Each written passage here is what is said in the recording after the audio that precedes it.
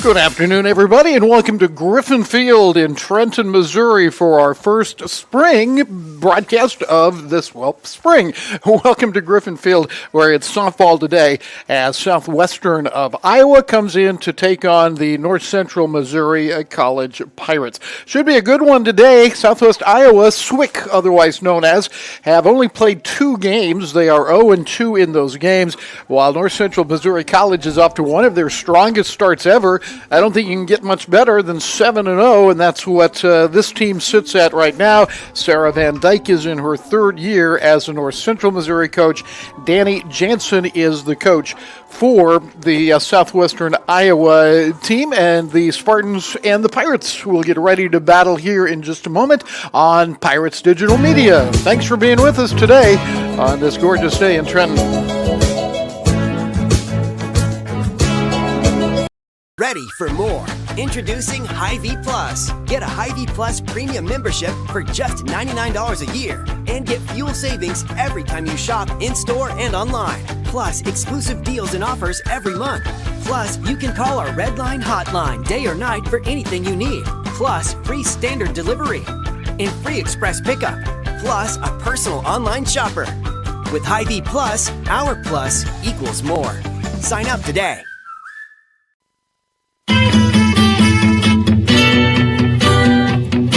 Time to take a look at both teams today as we get ready to play softball here at home. First, let's look at Southwestern Iowa. The Spartans, as we said, are 0-2. Danny Jensen is their 3rd-year head coach. They lost twice Sunday and Saturday. It was Sunday, a doubleheader at Central of Nebraska. They lost 4-2 in the first game, had 4 hits and just 1 error, which is pretty remarkable for this time of year. In the second game, the Spartans lost it 4-3. They had 6 hits in that game, and again, just made 1 error. So Danny Jensen's group is 0-2. They're hitting .259 on the season. Today, they will give a freshman her first start as a collegian, as Kristen Streeter will be in the circle, a freshman from Concordia, Missouri's first appearance. For North Central Missouri College, they have had a great start to the year, as we said. Sarah Van Dyke, in her 3rd year, has her team at 7-0. Last Friday, here at home, they beat Hawkeye Community College 5-4. Then they beat Milwaukee Area Tech 14-6. On Saturday, they turned around and swept Milwaukee Tech 12-10 and 9-1. The 9-1 game went just 5 innings. So the Pirates have come out and they've played very well. obviously, and they're hitting the ball very well. 404 is their mark as a team, which is outstanding. They've got some great individual marks, too. Haley Shepherdson hitting 667, for instance, leading the way. And the power has been supplied by Addison Huber, a freshman who has 3 home runs and has knocked in 12 over 7 games. Let's meet up here with head coach Sarah Van Dyke and let her talk a little bit about this year's team. Softball season, the Pirates have been at home over the weekend, and we'll have our first look at them here on the Pirates Digital Media. And joining us, head coach Sarah Van Dyke. You've had a successful season to start out here. Yes, we've been really solid so far. It's really neat coming in and seeing everyone make those adjustments that we really worked on from the fall through the winter, obviously, in our new facility. Up until now, it's cool to see all of that come together, the hard work that we put in, the girls have put in, and make things happen. So, yeah. Well, since you brought it up, how much has the new and improved dairy helped you out? Honestly, it's helped a ton. I think it's really neat for the fact that we were having a lot of like split practices because, you know, the other dairy only held so many people. We could do everyone at one time, but like it wasn't as functional and it wasn't as helpful getting all those girls in there. So we were doing split practices, right. Which I think in turn kind of like splits us up as a team and people kind of had different ideas about what everyone can do. When we're in there at one time, like it's that camaraderie, it's building that kind of stuff right. that we've obviously worked on all through the year. But I think it just helps with that, and the space is phenomenal. Like we've done full infields in there. We can do a little bit of outfield work in there, and obviously we're getting a lot of hitting and pitching stuff done. Right. So, and I think it was just released March 15th. Will be an open house there, so people can come in and see it. It is quite fabulous. Your team has been playing pretty fabulously. Tell us about this start. We got off to a really solid start, and we're hoping to keep that rolling. Like, I have no doubt in my mind that we'll just keep rolling with that. We started down in North Arkansas, and really came out with guns blazing, and we haven't really let up since. And it's really been a team effort throughout the entire, we're played 7 games now. Right. It's been a team effort the entire time. Like, there's certain people who shine in certain moments, but truthfully, everyone has had their moment where they've made a big play or had a big hit or done something that, gives us an advantage or sets us over the top or whatever that may be. Right. I know in the past, especially this time of year, you have used your full roster, maybe even flipped with 2 different starting lineups. Is that what you're doing to start this year? We've done something kind of similar to that. We kind of go mix everybody in. Like, we truly mix everybody in, so you're not necessarily playing with like one certain group. Like, some of the girls have probably played with the same girls the last 7 games. Like, obviously off the top of my head, I don't know that, but sure. We mix everybody in, so it's kind of like a combo of players. Right. So and hopefully getting everyone a lot of looks, getting some confidence built in them at the beginning of the season, so we can ride that through the whole season. Right. Of course. 53 games? Maybe. Yeah. who are some of your players that have just quickly have gotten off to a pretty good start for you? Oh man, I'm not a fan of this question because I'm only not just. Oh, if I could get $1 for every time that's been said. It's okay. We'll answer it any way you want. Yeah. But I'm only not because right now there's so many girls that are playing well that it's hard for me to just be like, oh well, this one. Like I can't do that to my team. Number one. Coach, I can't. I can't very well say. Well, who's really playing badly right now? Oh, nobody. But there have been quite a few girls that have come up with some really clutch hits in situations, sure. And there have been multiple girls, and then our pitching has been phenomenal right off the bat. We've really talked about in the fall where we took about an inning or so to get warmed up, and we've done that a little bit now, and our pitchers know that like we don't have that ability, so we're really working on going out there and getting in it and getting started right off the bat, and that's kind of what we're doing, like in the field, on the mound, in the box too. Like, we're knowing that we got to get going right off the bat, start on top, stay on top. Right. Well, it's a doubleheader today with Southwestern Iowa. Thank you for tuning in here. Coach, wish you the best. Thank you so much. And we will be back with the first pitch here in just a few moments. You're a good sport.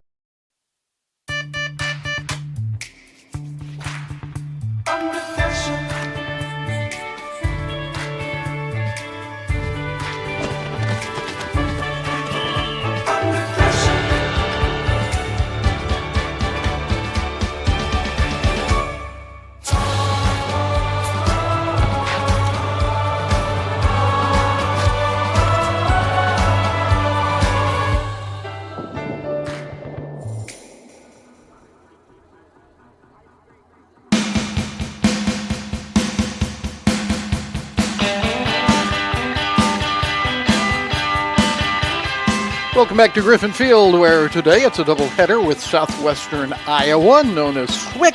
The 0-2 Spartans will be sending Kristen Streeter to the circle. She is making her first appearance of the year, so that'll be fun to watch. And for the Pirates, they will send Cassie Rogers with a 2-0 record. She's also a freshman, but has 13 innings in the books already. Let's give you a look at the Southwestern Iowa lineup. Brooklyn Hadel, a freshman, will lead off and play shortstop. Then Ashton Willis, a sophomore, playing third base. Jaylee Robbins is a freshman, and she's the first baseman. Erica Cruzy is the second baseman, and she is a freshman. Then Streeter, the pitcher, followed by Callie Allen, the catcher, who's a freshman. The number 7 hitter is KT Mitchell, a sophomore, and playing right field. Julia Jones will play center field. She's a freshman, hitting 8th. And finally, Jada Chu, a freshman, plays left field for the Spartans of Southwest Iowa. Defensively for the Pirates, some of these names you'll know from last year. Some of them are freshmen or transfers. Let's start with the pitcher, Cassie Rogers from Marceline, Missouri. 2-0 with an ERA of .054. What a great start she's had in the circle. Haley Shepardson is the sophomore catcher returner, but a new player, Addison Huber, the power hitter, is playing third base. Brooklyn Becker is a sophomore, but new to the program, and she is the shortstop. Kaylin Cook will play left with Riley Boyer in center. Mackenzie Duncan will be in right. Ivy Hearn, the second baseman. Gracie McKinney is the first baseman. Now here is the official introduction of the players. Batting second, playing third base, number 4, Ashton Willis. Hitting third, playing first base, number 16, Jaylee Robbins.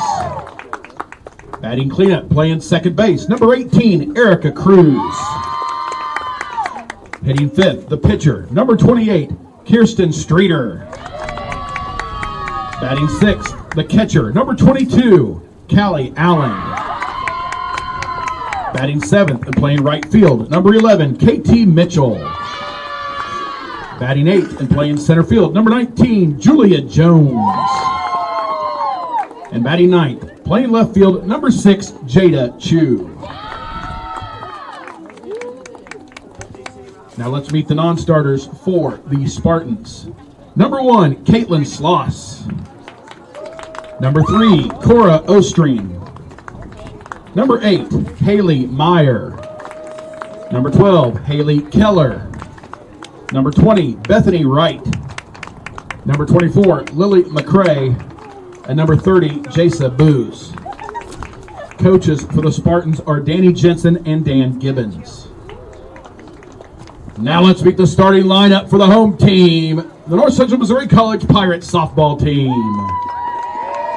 Leading off and playing center field, number 2, Riley Boyer. Batting second, and the defensive player, number 1, Hope Helton. Hitting third, the pitcher, number 20, Cassie Rogers. Batting cleanup, playing third base, number 9, Addison Huber. Batting fifth, the catcher, number 23, Haley Shepardson. Batting sixth, playing right field, number 15, Gracie McKinney.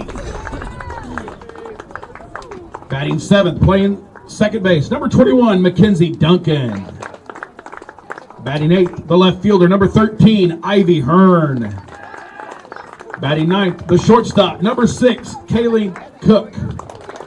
And in the flex position, number 3, Brooklyn Becker. Now let's meet the non-starters for the Pirates softball team. Number 4, Amelia Pingleton. Number 5, Chloe Helmer. Number 7, Riley Murray. Number 10, Maeve Lavoie. Number 11, Gracie Dixon. Number 12, Briley Boma. Number 16, Tyja Davis. Number 19, Chloe Bell. And a red shirt, Lauren Crone. Coaches for the Pirates softball team are Sarah Van Dyke and Kaylee Frank, who isn't giving me trouble here today. Umpires for today's game, behind the plate will be George, and on the bases will be Jonathan. Now, if everybody could please rise, remove your hats as we salute this great country of ours with the playing of our national anthem.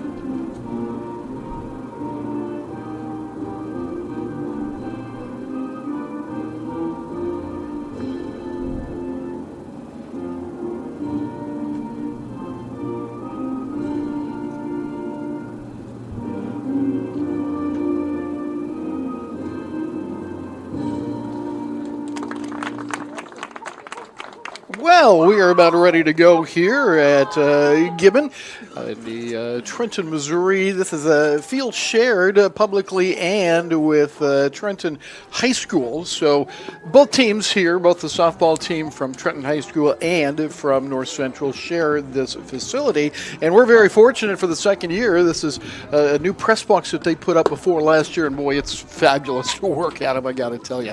I am Rick Cole of Pirates Digital Media. Today we are live, which is, if you've been reading the paper, certainly something new to us after last weekend. But that's a story for a different time. Today's time is for softball, and we will get going here with the Spartans hitting first against the Pirates.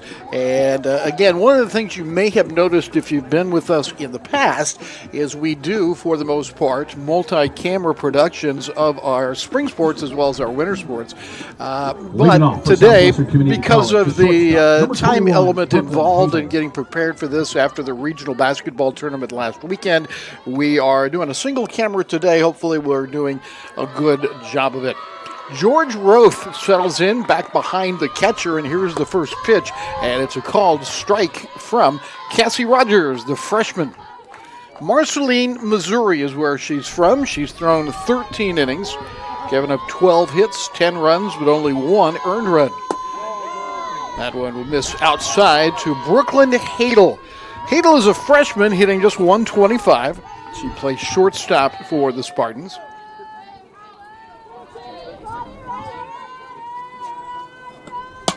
Haley Shepherdson signals the pitch, and it's an easy pop-up to shortstop. Brooklyn Becker is there for the Pirates.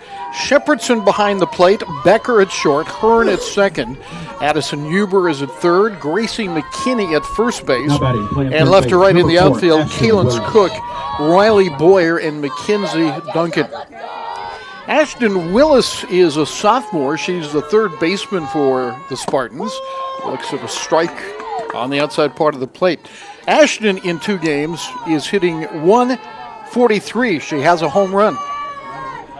Speaking of home runs, as that's strike 2, we see one today. You'll have seen something. The wind is blowing basically in, and more or less a little bit more from right field than center field, but it has changed a little bit. Anyway, we know it's blowing in. It's blown in pretty hard.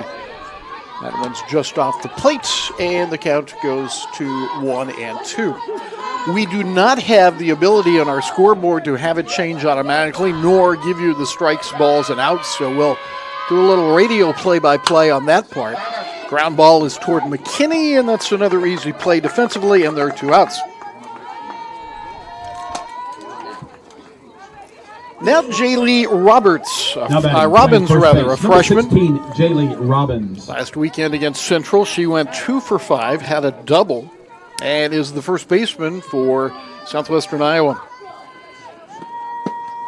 Rogers' pitch misses outside a little bit. On deck, if she can get to the plate, Erica Cruzy. Rogers is a freshman, as we said. She told me the other day she has 6 different pitches. That's a hard hit ball, but right to Hearn, and the inning comes to an end with the 4-3 put out. So, clear sailing for Rogers in the first frame, and now the Pirates will come to bat when we return.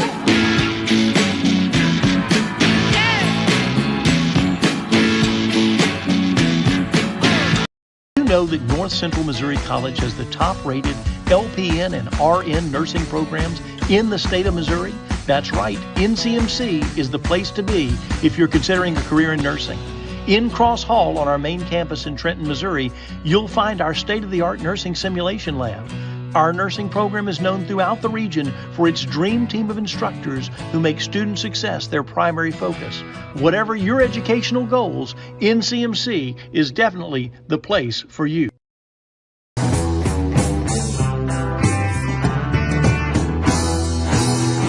A 1-2-3 inning for pitcher Cassie Rogers, and now she'll hand the ball off to Kristen Streeter. She's a freshman making her first start of the year from Concordia, Missouri. She will be facing Riley Boyer, Hope Helton, and Cassie Rogers to lead it off here for North Central.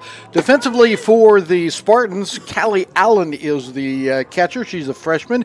And then around the horn, Ashton Willis at third, Brooklyn Hadel at short, Erica Cruzy is the second baseman, and Jay Lee Robbins is the first baseman. And in the outfield, the corner outfielders, Jaden Chu in left, KT Mitchell in right, and Julia Jones is in center for Southwestern Iowa. Pirates are 7-0 this year, and as a team now, they are hitting .404. They have obviously hit the ball pretty well. Returner Riley Boyer is certainly hitting the ball well, a .611 average. She has knocked in 6. She has 4 doubles, and when she gets on base, look out, she is a terror on base. The terror will dig in from the left side and face the right-hander. And the first pitch of Streeter's career is a strike right at the knees. Doesn't get much better than that. The wind will be a factor today, perhaps keeping balls up in the air. Boyer likes to slap hit, and the count goes to 1-1. A 1-2-3 inning with a pop-up, a ground out, and a harder ground ball on the infield for Swick. And now Streeter goes to work and misses up high. Kristen Streeter working with Callie Allen, a freshman battery for Southwestern. Boyer had a very solid year last year for the Pirates. Slaps that out to the shortstop where Hadel has it and throws across to Robbins. So one down as Streeter maybe will shake off any nerves that she might possibly have and face Hope Helton.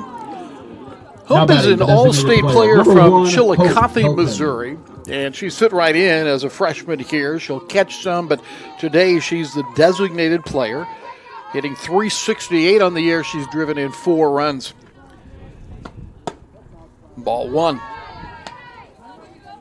200 feet all the way around the outfield fence. You can kind of make it out, but this one camera, it's kind of difficult. There's a second fence way behind, as this is also a baseball field. 2-0. And of course, they put the shorter fence in there for softball, both for high school and college. The infield is in good shape, although maybe a little bit dry after some wet weather earlier last week. 3-0 now. And in the outfield, I don't know if you can see it here. I doubt you can, but they've made patches of grass where the outfielders stand. Those spots were really worn out after the fall, so they've reseeded or replanted those. Streeter battles back with a strike. It's 3-1 to Hope Helton.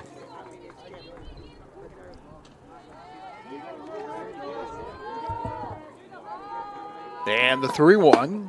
Ball 4, so the first runner of the game is aboard as Helton draws a base on balls. She is a catcher, as we said earlier, so she's got a great knowledge of that strike zone. Freshman Cassie Rogers, the starting pitcher, steps to the plate. Cassie's knocked in a run, but she really feels like she's not really hitting the ball real well right now, and The reason I've got a little inside information on her is she is our guest at halftime, between games. There's a little leftover basketball for you. She'll be our guest at the break, which we move from basketball at halftime to the time between games in softball and baseball. So right after this first game, we'll roll that interview with Cassie Rogers, and then we'll get ready for the second game. It's all one broadcast. 1-1 pitch finds the corner, 1-2. Addison Huber is on deck. Hope Helton is at first base with one out. 1-2 pitch. Good eye and a good stop by Callie Allen. Pirates under Sarah Van Dyke don't run a lot. They run situationally, and they run when they've got the kinds of players on base that they want and think they have some success with. Count stays at 2-2. So if you're looking at Hope Helton, for instance, Hope has 3 stolen bases in 3 attempts. And swinging through it, Cassie Rogers goes down on strikes. So there's a big strikeout for the freshman as Streeter records her first strikeout after her first walk to Hope Helton, who stays at first base with 2 outs. Addison Huber has gotten off to a pretty good collegiate start, I think you could say. .522 is her hitting average, right down the middle. But what really pops out at you when you look at the stat sheets is she leads the Pirates with 3 home runs and 12 runs driven in. So the cleanup hitter today has been the big bat in the lineup in this young season for the Pirates. 1 ball, 1 strike. We'll have both games of this doubleheader, of course, and then this weekend, baseball will be our focus. Baseball had to switch their games from Friday and Saturday to Saturday and Sunday. We'll talk about that a little bit later. Toward the shortstop, Hadel will make the long throw, and the inning comes to a close on the 6-3 put-out. So a walk in the inning by the freshman Kristen Streeter, but no harm done, and no score after 1 inning of play here at Griffin Field in Trenton, Missouri.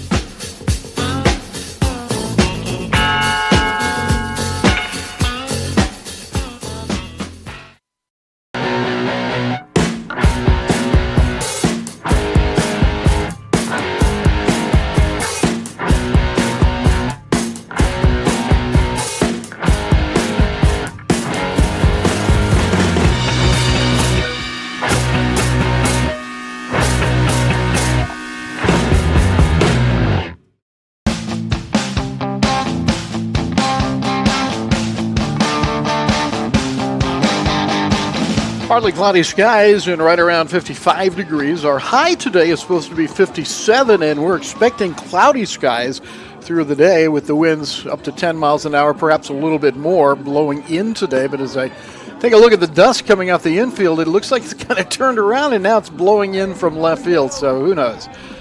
Stay tuned to your local weather forecast provided by Pirates Digital Media. Top of the second inning in a scoreless game, Erica Cruzy to lead it off for Southwest Iowa against Cassie Rogers, who did not allow a runner in the first inning. Cruzy is a third baseman, grounds it to the shortstop. A little bit of a hard hop for Becker, the shortstop, but Brooklyn comes up with the throw, and there's 1 out. So Cruzy is gone, and now it's Kirsten Streeter, the pitcher. Kirsten is off to a good start after the doubleheader at Central of Nebraska last weekend. She went 4 of 6 with an RBI, and she faces Cassie Rogers of North Central. Just a little bit low. Our umpires today are George Roth at the plate and his brother Jonathan Roth, currently at first base in the 2-man crew. Right off the fist, and Rogers should have an easy throw. So her good streak continues. She's retired the first 5 she's faced. And now number 6 in the order, Callie Allen, comes up. Now batting the catcher, number 22, Callie Allen. Allen is 1 for 4. this year. Again, just 2 games for Southwestern. Toward Rogers, and again, the wind will make it a little bit more difficult than normal, but no problem for Cassie Rogers, and another easy inning for the freshman. We go to the bottom of the second, and there is no score.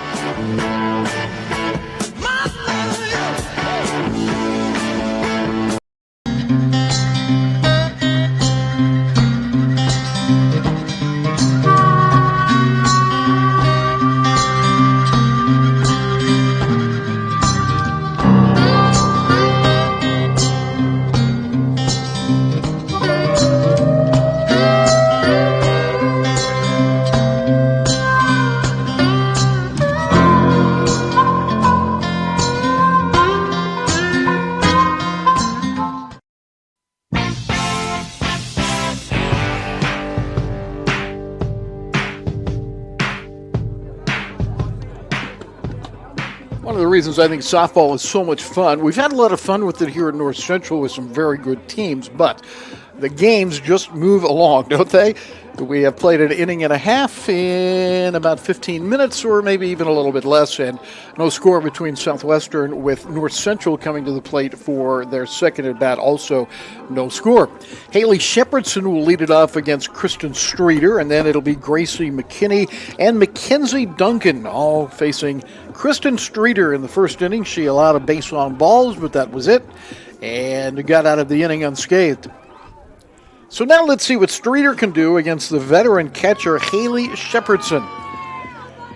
Shepherdson has had a lot of good moments at North Central, but I don't think she's had any bigger one than when she won a game in extra innings with a home run against State Fair last year.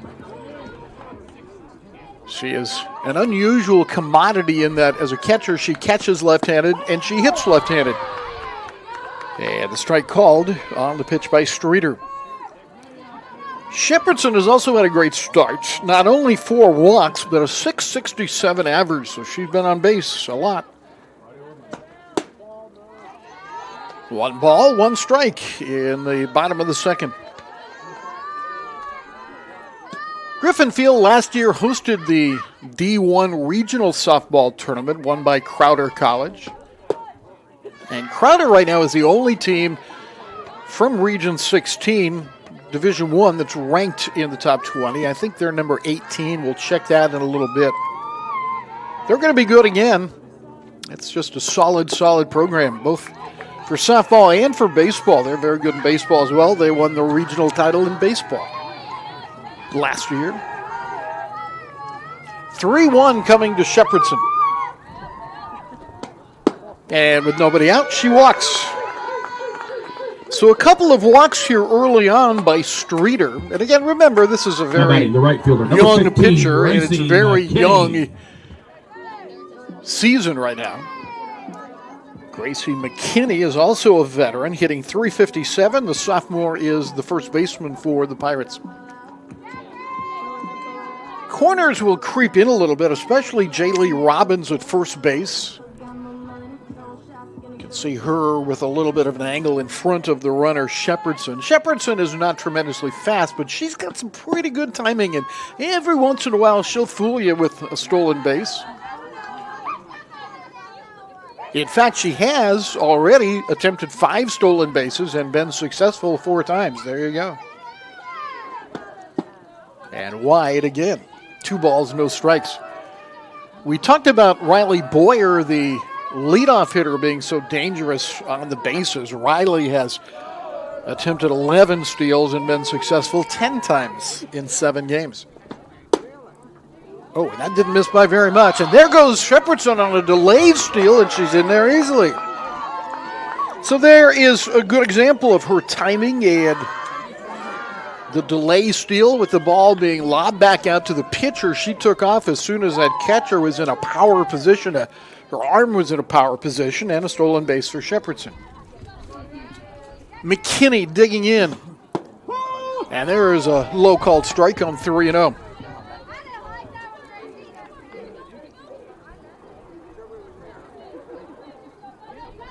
Streeter looks into Callie Allen, both are freshmen. And now 3-2.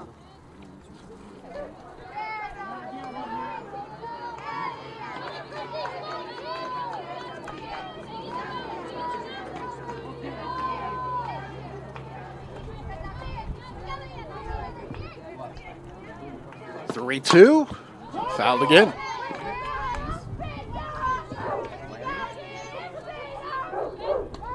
So McKinney fighting the corners and Streeter putting the ball on the corners. With a runner at second base here with nobody out. And they'll live to fight another day.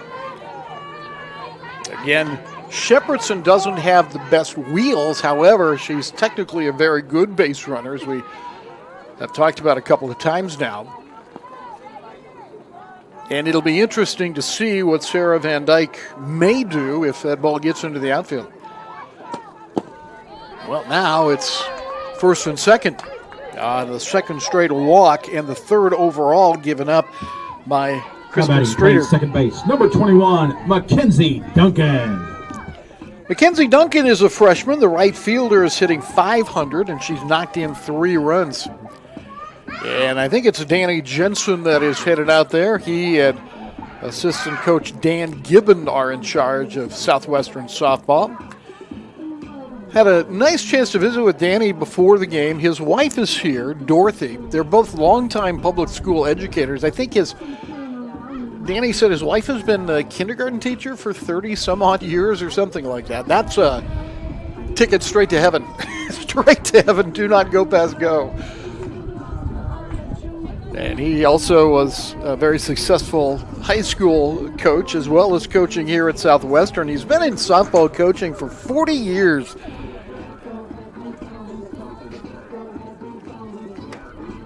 So the freshman pitcher needs to take a little bit of a break here, and does. And so Kirsten Streeter will be ready now with runners at first and second, nobody out. Really a test for her here early on. Mackenzie Duncan again at the plate. And that's a called strike and a good bounce back pitch for Streeter.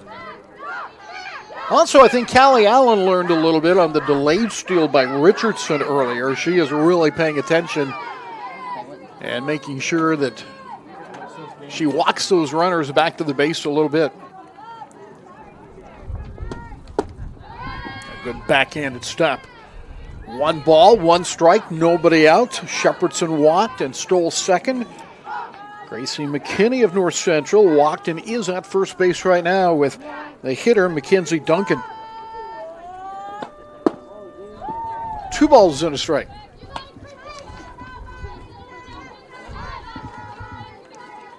Mackenzie is from Princeton, Missouri. Had a 3-for-4 day in the first game on Saturday, I believe it was. 2-2. And I've said this many times, and I really mean it. I've not met anybody from Princeton that wasn't absolutely fabulous. And I am sure, even though I don't know that I've met Mackenzie, I'm sure she fits right into that category.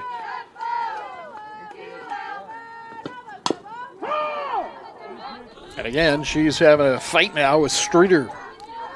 Ivy Hearn is scheduled to hit next. Kaylin Cook would be after that as the Pirates go through the order for the first time.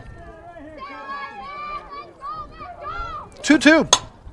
Toward right field. Going back is Mitchell, turning her back, and that ball's gone.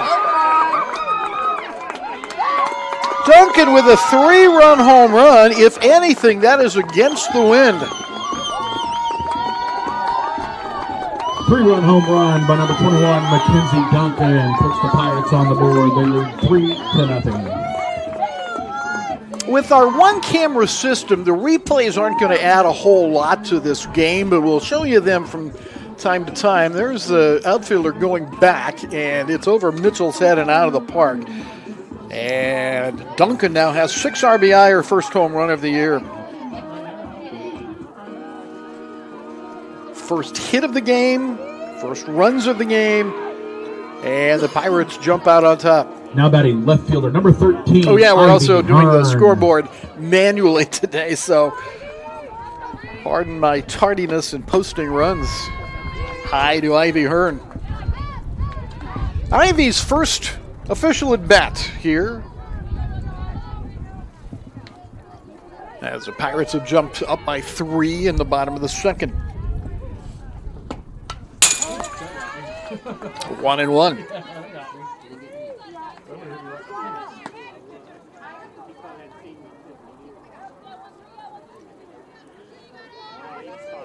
It's early in the spring, so we're relying a lot on our platitudes and worn-out cliches. So here's one for you right away. Walks will kill you. Shepherdson walked, McKinney walked, Duncan hits a home run. That's old Earl Weaver strategy. If you're old enough to remember Earl Weaver, the manager, Hall of Fame manager for the Orioles in the 60s and 70s, that was his game. He did not like small ball. He wanted good pitching and the 3-run home run. Well, so far, North Central has checked those boxes. And Streeter misses outside. 3-2, still nobody out. Ivy Hearn is a sophomore. She is the 4th hitter to face Streeter in the inning. From Platte City, Missouri. And there's a called strike 3, and that's just what Streeter needed. So the first strikeout of the game for Streeter after she gives up the long ball. And maybe a little bit more confidence for her now as shortstop Kaylin Cook comes up. Cook has, and I mean no insult to anybody by saying this, but she has the most normal of averages as she takes that high. When a team hitting .404 and littered with 600, 500 hitters, she's hitting .214, so that sounds a little bit more like a legitimate average, doesn't it? No homers, but she's driven in 5. So she's hitting in some clutch situations, and now 1-1. Kalins is from Savannah, Missouri. Had a double and an RBI in the first game against Milwaukee area Tech on Saturday. Pirates lead 3-0 on a 3-run home run by Mackenzie Duncan. That one's hit toward right as well, blowing to the line and making the catch. They haven't indicated if it was fair or foul, but what I can tell you is that it was a heck of a catch, and let's see if we can capture that on replay.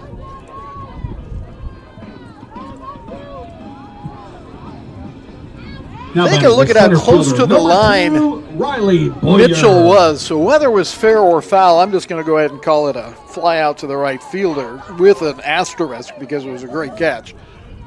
Call it a fair ball in the second out of the inning as Boyer steps up for the second time.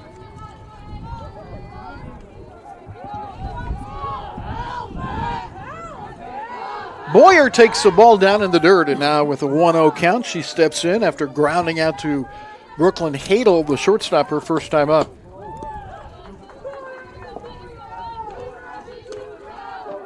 Baseball and softball players, sometimes after they hit a long ball, they like to say they walked into one. Yeah, Boyer might walk into a hit by pitch here. She takes another one up high like that.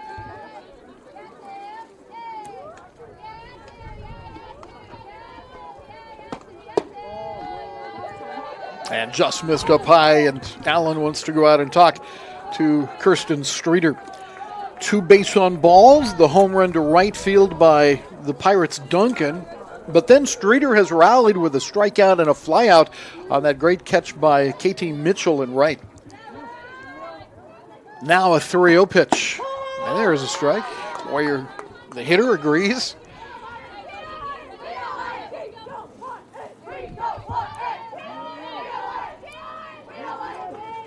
.3-1 coming. Now it's a horse race. If you can see that line that Boyer is drawing, that's her stride line. She wants to slap, go right toward the pitcher. That one's right toward the gap, and it gets through between Hadel and Willis, and that's the second hit in the inning and the game for the Pirates. So Boyer goes the other way and starts perhaps something with 2 outs. 3 runs Now across in the designated bottom of the player, second number inning. 1, Hope Helton Helton. walked her first time up. Again, Boyer a threat to run at first base. And in the dirt, that will certainly allow Boyer to go. Now she's going to go for third. And there's no one on the bag. Allen didn't want to chance it, so it'll go as a wild pitch. And I guess it'll go as a 2-base wild pitch. Boy, that's some pretty aggressive base running for North Central. I love it. Helton took that pitch for a ball, so 1-0. Off the catcher, here comes Boyer, 4-0.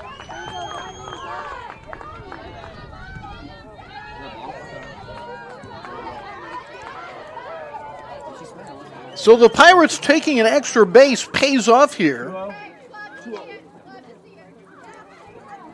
As here's Boyer's dash for the plate if we can get there soon enough. And the pitch to Helton is a strike.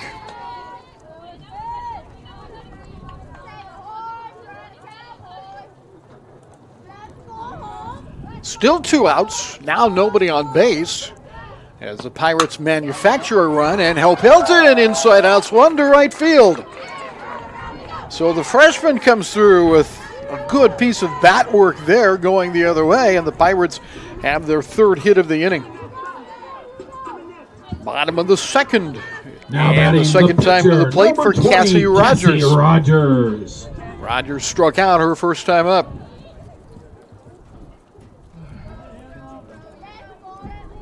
Streeter to the plate and finds that outside edge.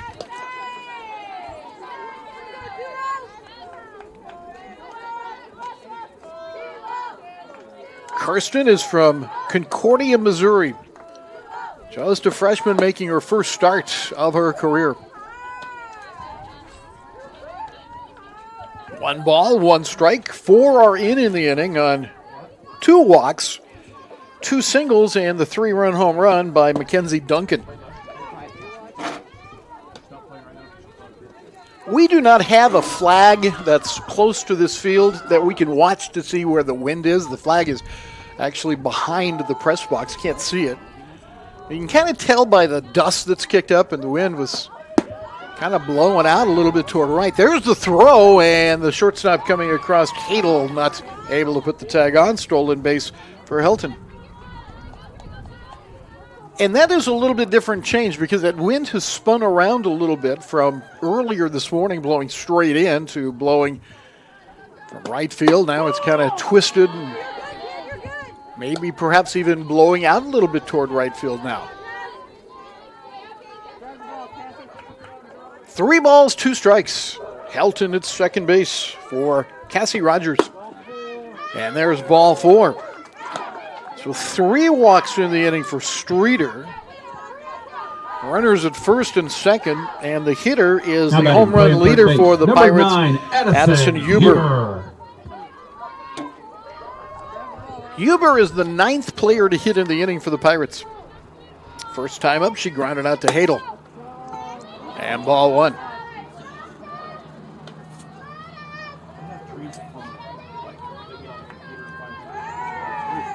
Pirates have the 3 walks in the inning delivered by Streeter. They've stolen 2 bases. 3 base hits. That one line, headed for the foul line and just missed by a foot or so. So a long strike makes it 1-1.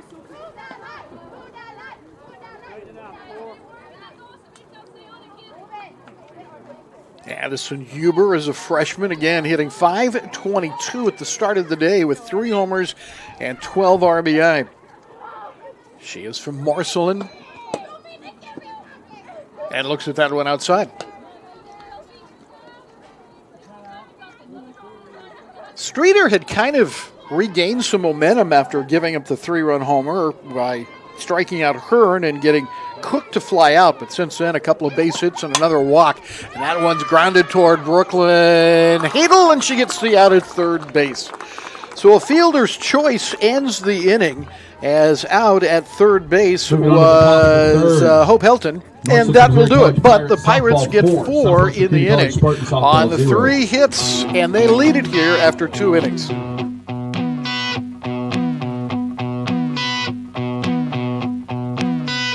Let the good times roll. Let them rock you around.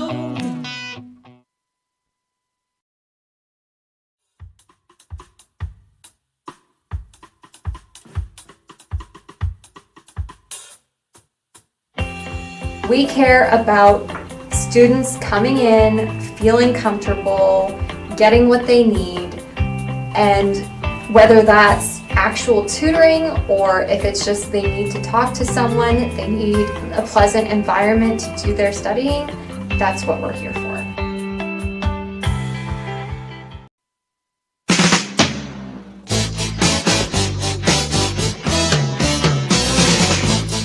After 2 complete innings, it's 4-0 North Central. No runs on no hits for Southwest Iowa. The Pirates have 4 runs on 3 hits. Also 4 walks issued by Kirsten Streeter. That certainly figures into things. And a 4-0 lead for the Pirates. Rogers will go back to work for North Central in the circle, and she'll be facing 7, 8, and 9 as she's retired all 6. It'll be KT Mitchell who made that great catch in right. Then Julia Jones and Jada Chu. Southwestern Community College. Number 11, KT Mitchell. KT Mitchell has gone 0 for 4 in the 2 games, and now she has her first base hit, just like that. How about that? So a base hit for Mitchell, right up the middle. And Southwest has something going here early in the second Now inning. batting, center fielder, number Julia 19, Jones is Julia 0 for Jones. 4 on the year also. She is a freshman. Rogers looks into Haley Shepherdson, the catcher, and just misses up a little bit. At first base, Grace McKinney defensively. Up the middle, Becker and Hearn. And just notice we've got 2 Brooklyns playing shortstop today. Well, we'll get back to that. At third base is Addison Huber. And another ball. Kalens Cook is in left for the Pirates. Riley Boyer in center. And Mackenzie Duncan is in right. I'm pretty sure this is the first time I've ever done a game with both shortstop being named Brooklyn. There's a pickoff throw, and they had a chance, and it gets underneath the glove of McKinney, but no harm done with good backup by Duncan.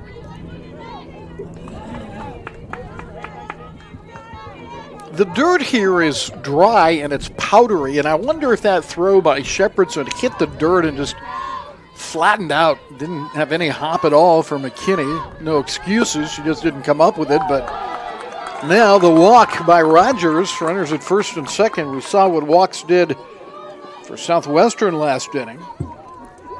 Now batting, the left fielder, number 6, Jada Chu is the hitter. She has only had 1 at bat officially, and she hits here as the number 9 hitter and left fielder for Swick in the top of the third. 4-0 North Central. Chu looking to bunt, strike 1.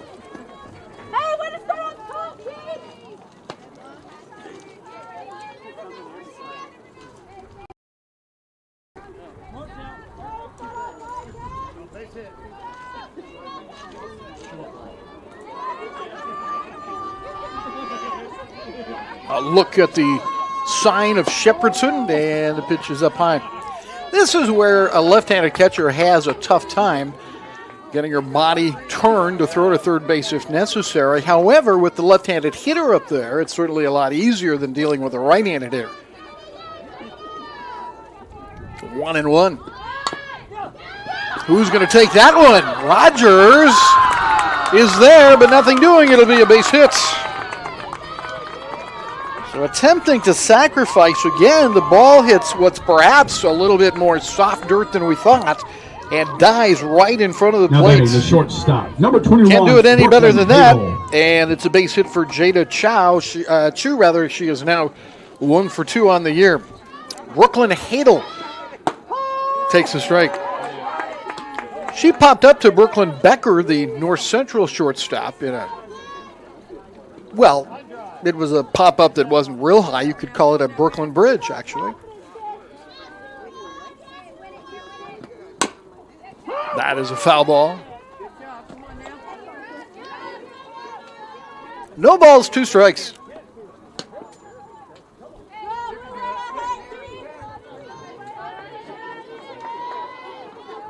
Wasn't there a TV show not too long ago named Brooklyn 99?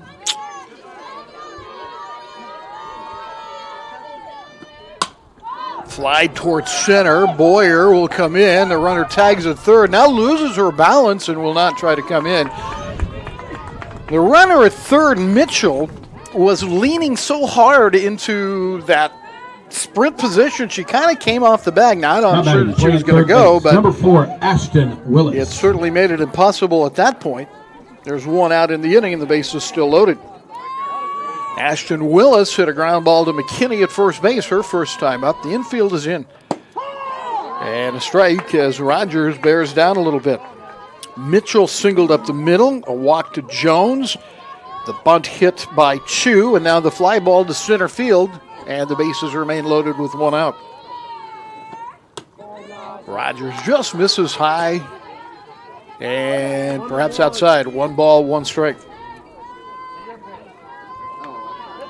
Pirates struck for 4 last inning, and now Swick is in a position to at least cut into that lead. That's hit pretty well toward right, going into foul territory and going to be out of the reach of Mackenzie Duncan. So another long strike, 1 ball, 2 strikes. Rogers has loaded the bases with nobody outs. Now trying to battle back, got a fly ball to shallow center to Boyer. Now Willis is the hitter for the Spartans.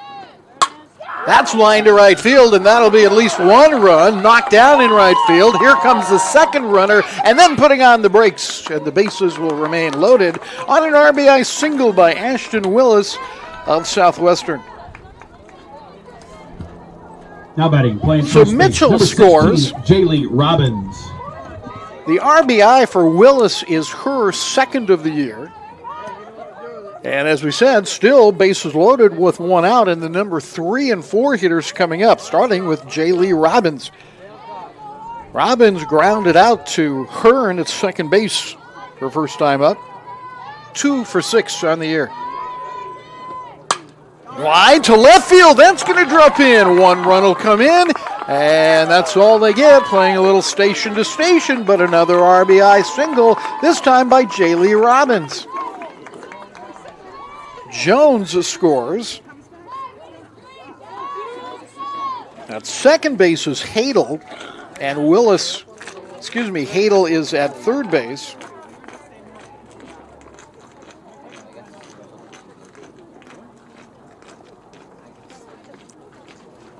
And we'll get the scoreboard right here.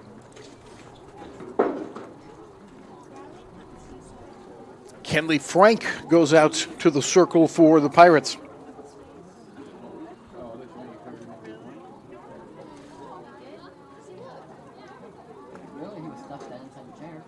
And let's go through this again. At third base is Chu now.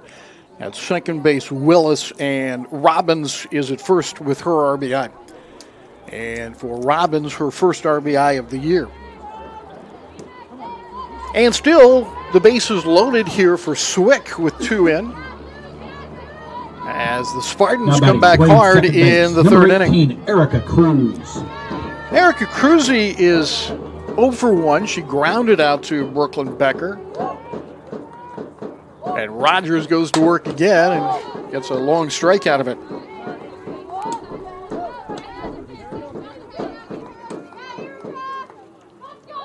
A long walk back into the circle for Rogers. The freshman Cruzy waits. And a nice change of speeds for a strike. Boy, she really pulled the string on that one. People are kind of oohing and awing. It's not one of those big, high looping changes, as you can see. It just Delivered with the same arm speed, but gets there a lot slower. 0-2. Fouled away. That's what I like to say about my own throwing ability as I got older. I threw just as hard as I always did. It just didn't get there as fast.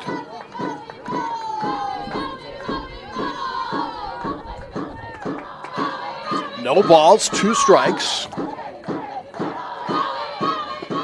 Cruzy fouls it off again. Boy, she's got a quick bat, doesn't she? She hits the ball in the zone where it's pitched. In that case, stayed behind it, went toward right field, just got underneath it a little bit. She is the number 4 hitter in the lineup. 4 for 7 on the year. Had a double in the doubleheader in Nebraska. Toward right. This may be playable for Duncan, but she's going to let it drop, and maybe not a bad choice at all if she made the choice to let that drop. As the runner at third base was tagging up, Jada Chu.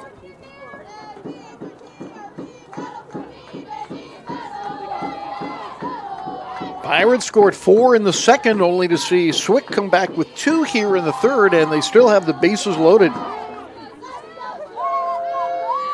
The only out was recorded on a fly ball by Brooklyn Hadel to center field. 4 hits in the inning for Swick. 2 runs have scored, a walk mixed in there as well.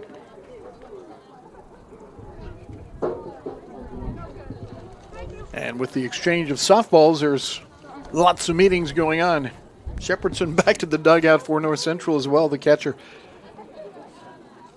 So no balls, 2 strikes. Cruzy digging in.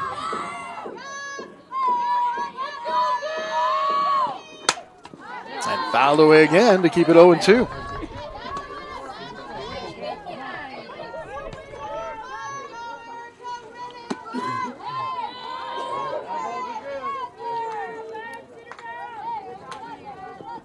Rogers went through the first 2 innings without allowing a runner. Now she's in trouble.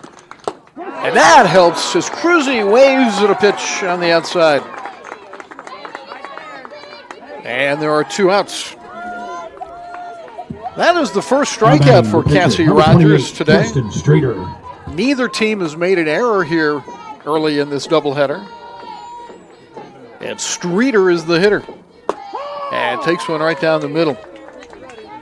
RBI singles for Willis and Robbins in this frame for Swick.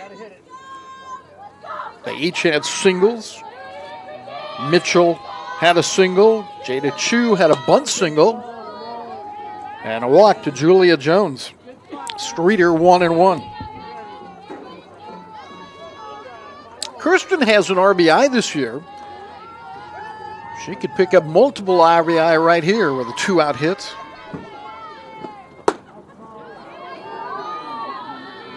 Good place to miss, 2-1. Danny Jensen coaching at third base. Dan Gibbon, the assistant, at first base. Shepherdson relays the signs right back to the circle. And Rogers is out of the inning. So she withstood the onslaught and finally got the last 2 outs, but 2 runs on the board for Swick in the frame. And they have cut North Central's lead in half, 4-2 after 2.5.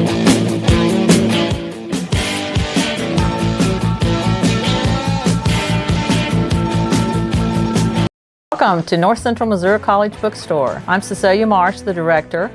We're located in downtown Trenton at 121 East 9th Street. Some of the items for your classes may be a lab kit or chapter notes that the instructor has written or a textbook. If you have financial aid funds left after your tuition is paid, you may use those funds at the bookstore. But you must have a student ID card in order to do that. Once you have your items in your cart, you can check out by clicking Student Accounts and putting your financial aid number in. Also on our website we have supplies and apparel, so you can also purchase any supplies for your classes online and also using your financial aid money. We work to provide you with everything you need to be a successful student.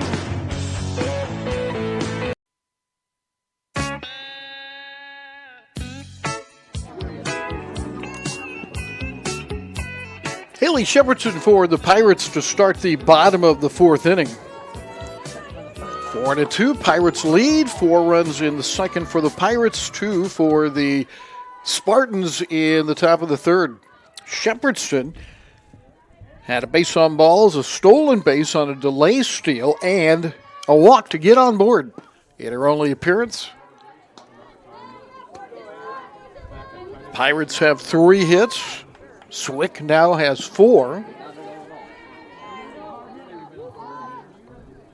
Shepardson against Kirsten Streeter. That should be playable for Willis, the third baseman, and there's 1 out.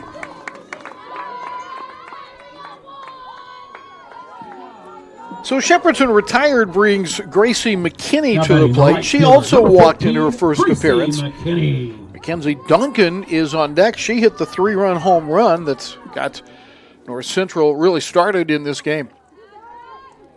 Streeter looks into Callie Allen and misses down low. You saw Willis with the catch of the foul ball a moment ago. Brooklyn Hadel is at short.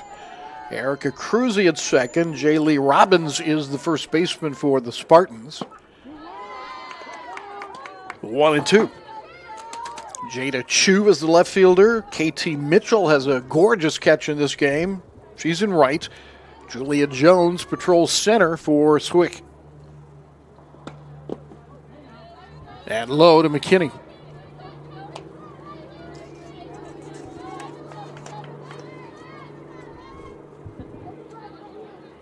Gracie McKinney from Norborn, Missouri.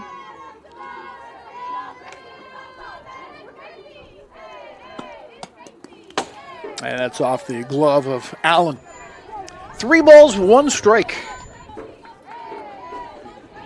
Last inning, Streeter was hurt by 2 walks to start the inning. Both of those walks came around to score.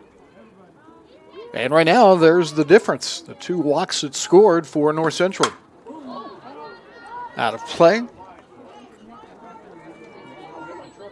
We'll have game 2 of the doubleheader. Obviously, coming up, but also our At the Break feature that we have at halftime of basketball. We move to between games of the doubleheader for spring sports. That one's hit well, but it'll go foul and be out of the reach of the left fielder, Jada Chu. And our guest today is the starting pitcher, Cassie Rogers, for the Pirates. And for full disclosure, Cassie and the DP today, Hope Hilton, were part of our broadcast crew this winter for basketball. That will tail away from everybody, and another foul ball. The other softball player that we had on our crew this year was Lauren Crone, and Lauren, just before the season really got underway, re-injured a knee that she had injured in high school, and they announced her as a medical redshirt this year. That's a foul ball. We know she's done for the year, won't play this year. She's a pitcher and a pretty good pitcher, also a pretty good hitter. But I'm not sure what she's planning on, if she's actually going to medical redshirt or not. But we know we will not have her services this year, as Crone will miss the year. And there is ball 4.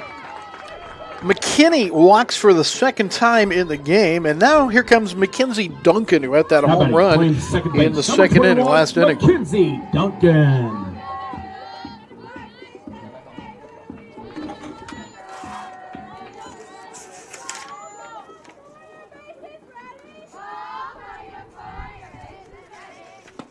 Streeter finds a strike there. And McKinney is threatening to draw a throw over at first base. It would be interesting to see what would happen if Callie Allen throws behind her, if she'd take off for first to try to scramble back, or for second rather. Up high by Streeter. Streeter has gotten a fly out in foul territory and walked the hitter this inning. Trails at 4-2. Duncan's home run was the first of the year for her. A two-hopper to shortstop. One out there, and the turn is not in time. So that'll go down as a fielder's choice for Duncan. Now batting left fielder. As number 13, McKinney is out. Hearn. On the 6-4 putout. And 2 outs. Ivy Hearn struck out swinging. Faces Streeter for the second time in the game. Duncan at first base. She has stolen a base this year without having been caught. And that ball goes foul. 0-2 on Ivy Hearn.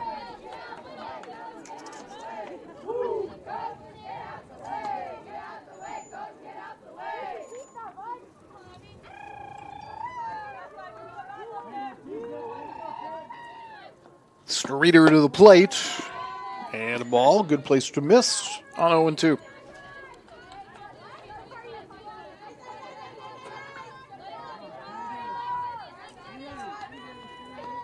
So Ivy digs in here, anticipating this 1-2 pitch. And she'll have another pitch coming to her, 2-2.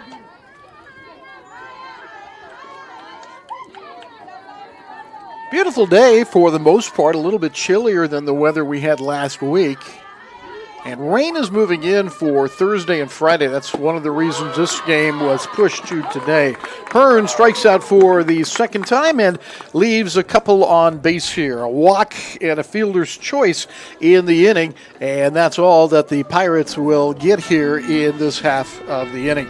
After 3 complete innings, it's 4-2 North Central.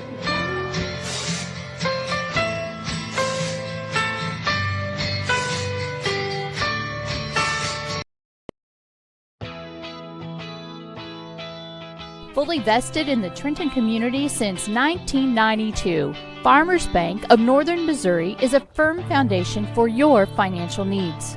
Whether you choose to utilize the convenient mobile banking app, ATM, drive-up or lobby, the local staff is dedicated to providing you exceptional service. Come grow with us. Farmers Bank of Northern Missouri, member FDIC.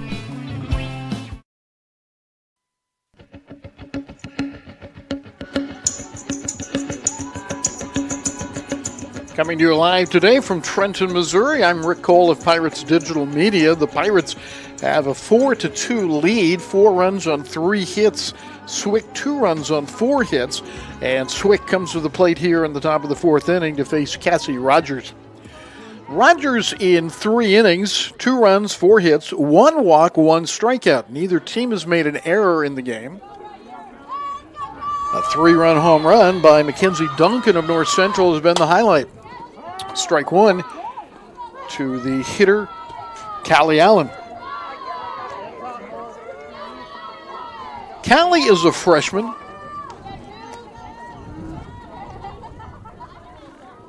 That wide open stance as Rogers' pitch misses up high. In the outfield for the Pirates, Kaylin Cook is in left. Riley Boyer in center. Mackenzie Duncan is in right. The catcher, Shepherdson, waits and takes that one off her body. Third base is manned by Addison Huber. Brooklyn Becker is the shortstop. Ivy Hearn at second and Gracie McKinney at first. 2 balls and a strike. Allen flew out her first time up. Takes that one for a strike.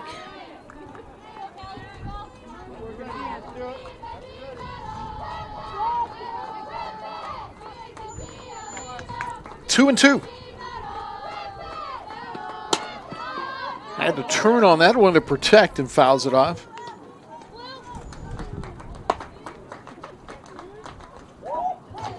Pirates go on the road this weekend.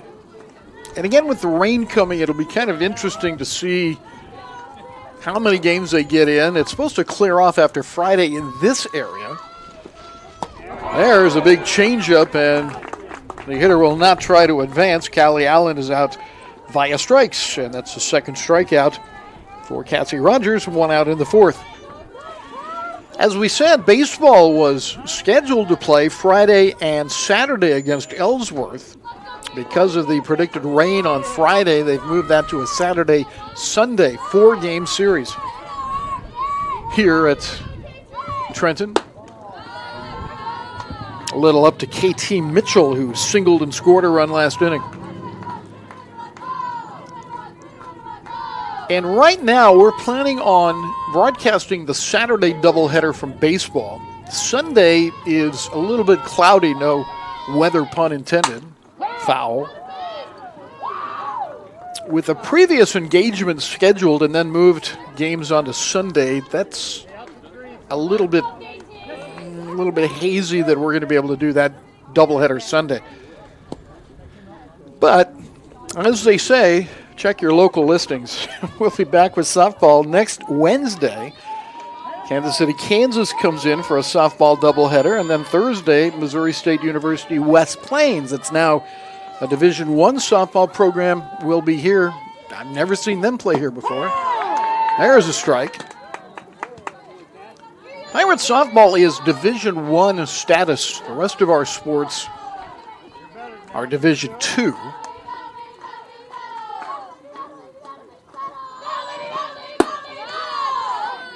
Two and two.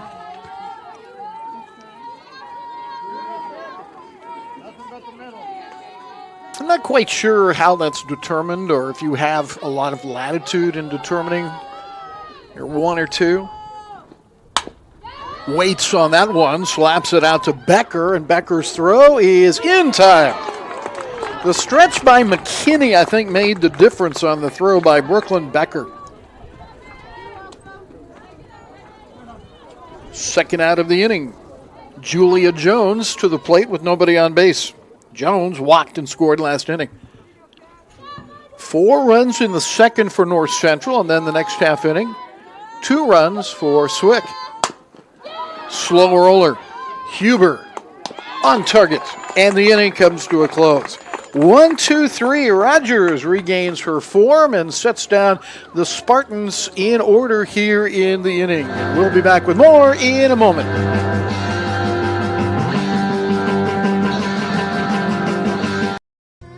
Partners with North Central Missouri College Athletics include Pettijohn Ford, now offering low upfront prices and no hidden fees on every vehicle in stock. Grundy County Lumber, your authorized local steel dealer. St. Luke's Health System. St. Luke's unique combination of clinical excellence and compassionate care makes them the best place to get care. BTC Bank, agriculturally minded, service-oriented, and driven to strengthen the communities it serves. Farmers Bank of Northern Missouri. Bank on the go with Farmers Bank mobile app.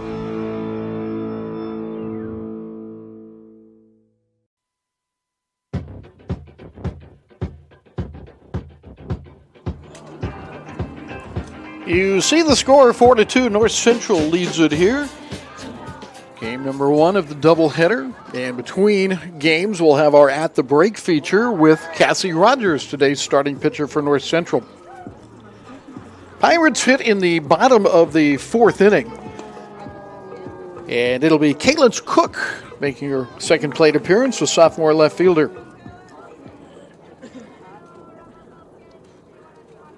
Kirsten Streeter, the freshman pitcher, fires a strike. You gotta love the way that Streeter has come back after that tough second inning. She has competed well throughout this game, but she came back, and that's dug out of the dirt by Jaylee Robbins for the out. She came back and got a foul out last inning, and then got into some trouble with a walk, a fielder's choice, but got a strikeout to end the inning, and she's right in this game at 4-2. Cook is now 0 for 2, and Riley Boyer, 1 for 2, is the hitter. She got a hit through the hole between third baseman Willis and the shortstop Hadel. by doing just that, doing the little slap hit approach.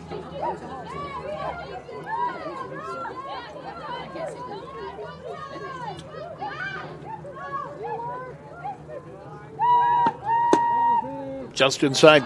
Good framing by Callie Allen to bring that ball back toward the inside corner.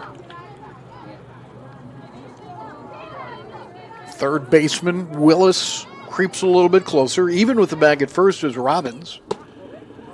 And Boyer takes another ball. 2 balls, 1 strike.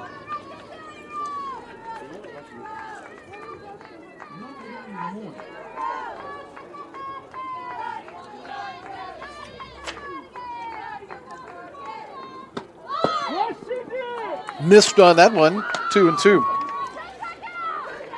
Against Milwaukee Area Tech on Saturday, Boyer went 3 for 4, 2 doubles, an RBI, and she went 2 of 3 in stolen bases. She had a triple Friday against Hawkeye Community College. And a 4-game sweep over the weekend for the Pirates. And that is low and away.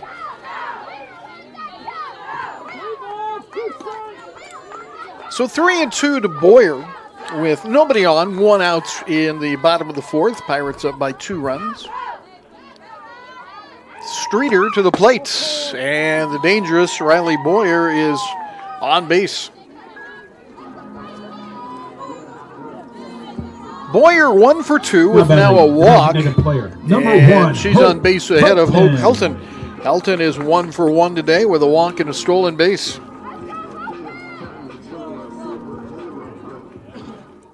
Keep your eye at first base.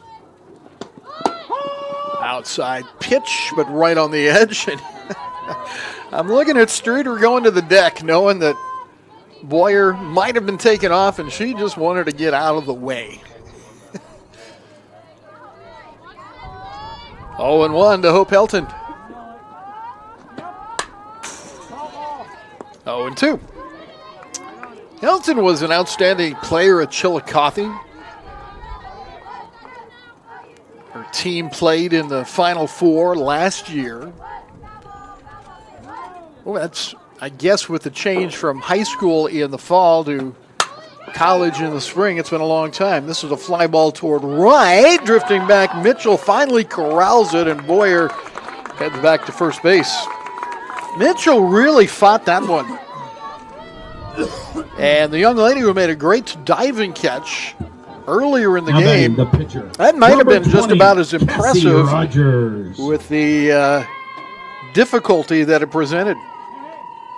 2 outs. Cassie Rogers is a hitter. She's struck out and she's walked. And now has a foul ball. Rogers started the day at .333. She's driven in a run, but her job today has been in the circle, where she has walked 1, struck out 2, and has a 4-2 lead. 2-0 on the year in the circle. Soft one in the neighborhood of Brooklyn, and she'll put it away for the easy 3rd out. So the Pirates get a base on balls. Riley Boyer is stranded at first base, and we go to the 5th inning with the Pirates up by 2.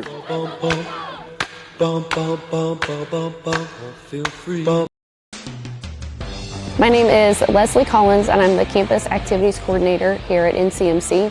Here at NCMC, we try to have activities or events on a weekly basis, and those are chosen by our Campus Activities Board or our housing staff. We also have different clubs and organizations that you are able to get involved in on campus.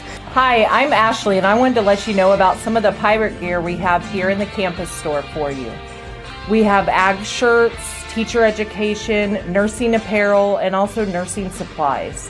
Another thing that happens on the campus is the different sporting events is free to all the NCMC students. We have specific apparel for sports like basketball, softball, baseball, golf, esports, the Dance Wave team.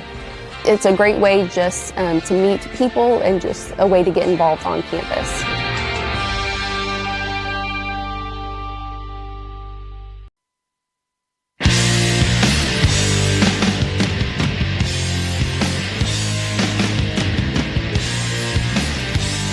I am Rick Cole at Pirates Digital Media. Our broadcasts are syndicated. If you don't like watching it off our website, you can watch it on YouTube at Pirates Digital Media Live and on Facebook, Pirates Digital Media. I think we've kind of given up on Instagram. It's just too difficult to include in our broadcast, to be honest. Rogers gives up a ground ball up the middle. Brooklyn Becker is there, and she fires across to McKinney for the out. Jay DeChoo is retired, 6-3 on the first pitch of the fifth inning. To this point, 2 runs on 4 hits for Southwestern Iowa. The Pirates have 4 runs on 3 hits, so they've been out hit, but lead by 2. And a big cut by leadoff hitter Brooklyn Hadel, who has popped up to shortstop and has flown out to right. I take that back, flown out to center. That's when the bases were loaded in the third inning. Rogers finds another strike. Cassidy has walked 1. She has struck out 2. On the other side, Kirsten Streeter has walked 6 and struck out 3. That is lined toward right field and will go foul. So the 2 freshman pitchers battling each other. The difference, really, the big hit has been Mackenzie Duncan's 3-run home run in the second inning for North Central. Gave them a 3-0 lead at that point. They added another one in the inning. And then Southwest came back with 2 in the next half inning. Boy, that's a good-looking pitch on an 0-2. Put it right in Shepherdson's glove as she set up outside. But Hadel not having any of that, and it's now 1-2. Foul ball, 2-2.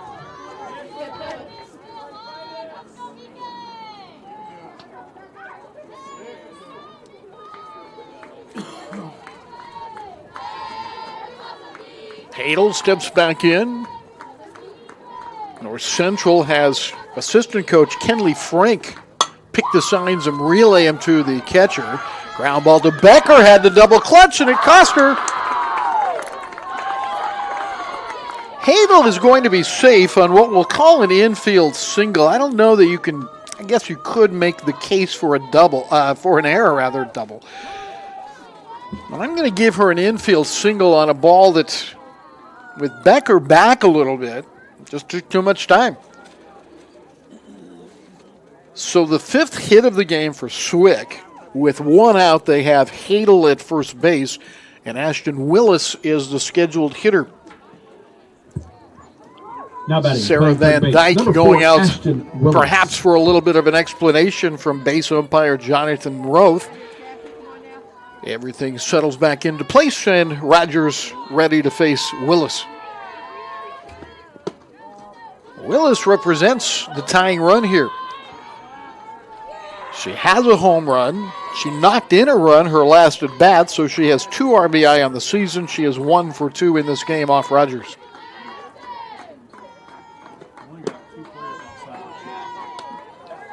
Two and 0. Willis is the number 2 hitter. Robbins is on deck. There's 1 out. And the pitch. Boy, just missed that one on the outside corner. We have a very nice vantage point here in this new press box we talked about at the very beginning. We are looking almost right over the shoulder of the umpire. Not only vertical, but very close to the plate. And so I have a great appreciation for where these pitchers are spotting their pitches. Even that one that missed inside to Willis. You can see why it was called a ball. But now 2 are on for Southwestern, and Robbins is the hitter. Number 16. Drove in a run in the 3rd inning. She is now 2 of 7, make it 3 of 7 on the year. She had a single to drive in that run. And pulls that one foul, and everybody goes back. So a strike on Robbins. She's a freshman. Eagleville, Missouri, went to North Harrison High School. Off speed and is fouled the other way. Rogers up in the count 0-2. After a ground out, an infield single, and a base on balls. Swick has the tying run, potentially at first base. Good spot for that one. 1 ball, 2 strikes.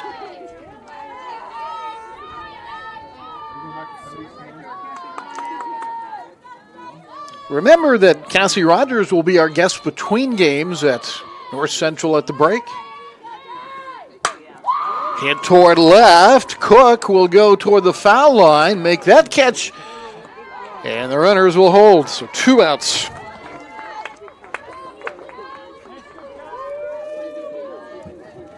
Now batting playing. Now Erica Number Cruzy 18, is the Erica hitter. Cruzy. She has grounded to short and she has struck out, but she is a dangerous hitter. Came in with a .666 average, 4 of 6. Now 4 of 8. Runners at first and second. Rogers looks into Shepherdson. Ball 1.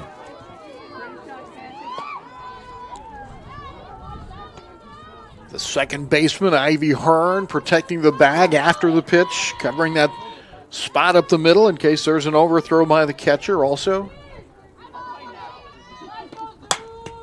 That will head toward the fence and be out of play, chased by Duncan. The fences are pretty standard, I think, softball stuff. They are about 20 feet maybe from the foul lines, running parallel all the way down to the baseball fence. Remember, there's an inner fence for softball. But not a lot of playable territory. Again, like most softball facilities. 1-1 coming up. Hit hard on the ground. That's through. 1 run will come home. Cut off by Boyer and gotten in very quickly. But it's an RBI and now a 4-3 game. Erica Cruzy comes through with an RBI single.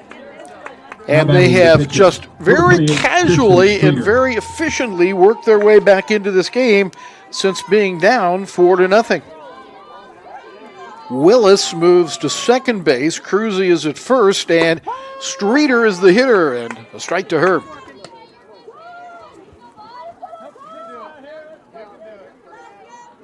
Streeter has grounded out twice, right back to the circle, and Rogers.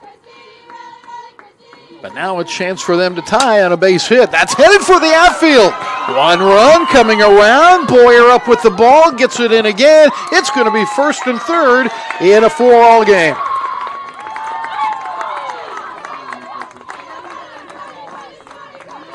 So back-to-back singles by Cruzy and now Streeter. Willis scores. Number 22, Callie And Allen. it's 4-all.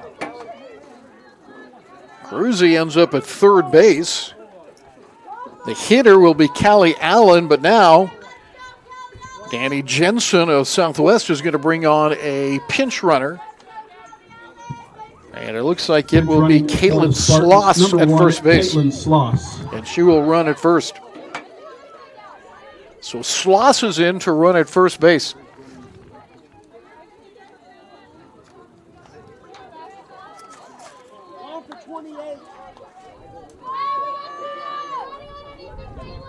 Three hits in the inning and a base on balls and brand new game. We are in the 5th inning. Allen has popped up and she has struck out.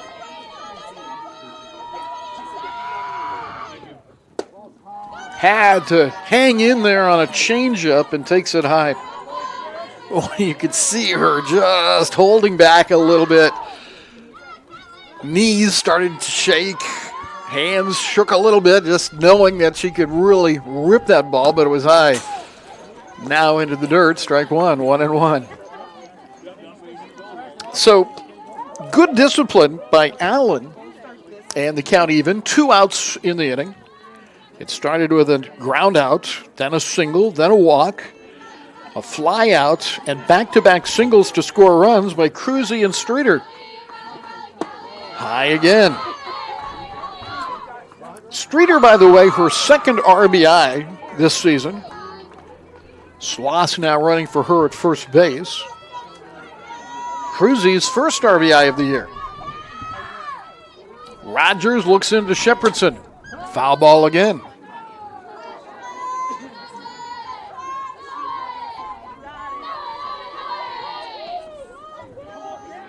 Pirates at one time led this game 4-0. 2 runs in the third for Swick. 2 runs now here in the fifth, and not done for the Spartans. 2-2. And just about got the hitter, and a good block by Shepherdson going hard. Now 3-2. Sloss will be able to get a little extra step at first base. Callie Allen digging in. Ball 4 outside. Bases are loaded again. So Allen to first base, Streeter to second base. Actually, that's Sloss now. And staying at third base is Cruzy. In a tie game, it's KT Mitchell to hit. And coming in to run at first base for Allen.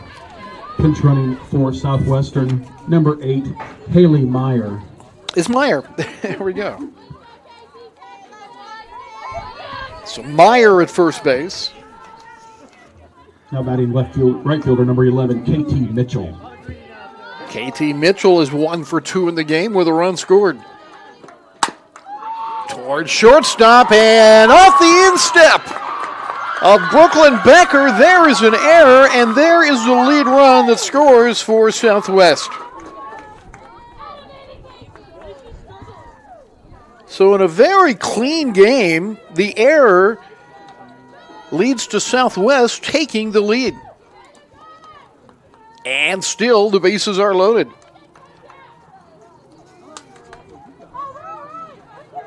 The hitter will be Julia Jones. She is walked and grounded to third. Sloss is at third base. Meyer is at second base. And now Mitchell at first base for Swick. And Jones is the 9th hitter to hit in the inning. Line drive, base hits. 1 in.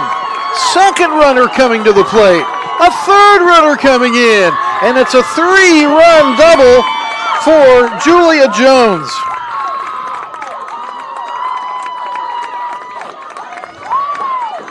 Talk about a clutch hit. Julia Jones to right center field drives in all 3.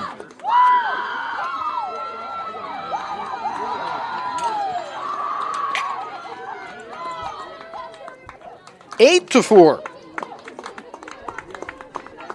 For Jones, her first RBIs of the year, and that is going to be it for Cassie Rogers. The Pirates will make the move, and we'll be back with the pitching change in a moment.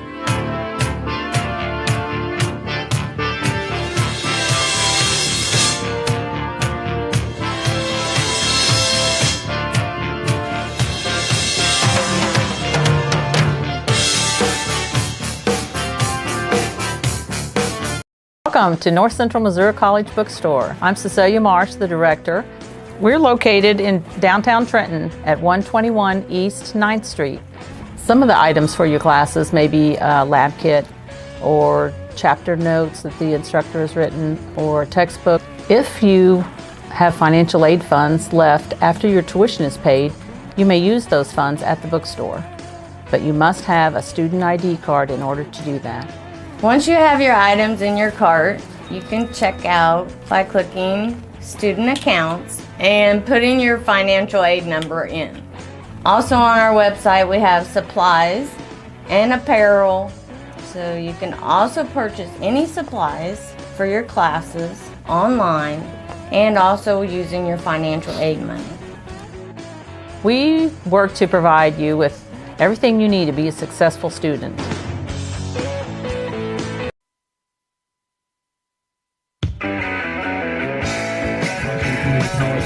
outfielder, number 6, Jada. In relief for North Central, Briley Bowman comes in.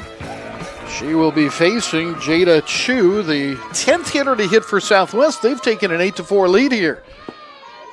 And again, remember, they were down 4-0 at one point.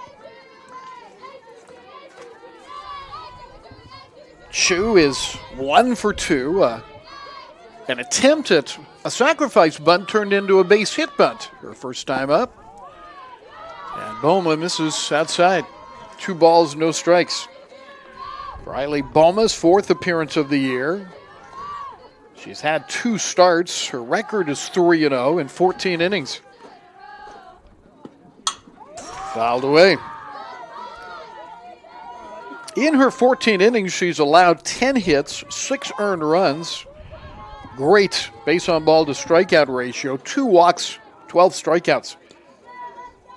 And her earned run average is at an even 3. Line again, foul.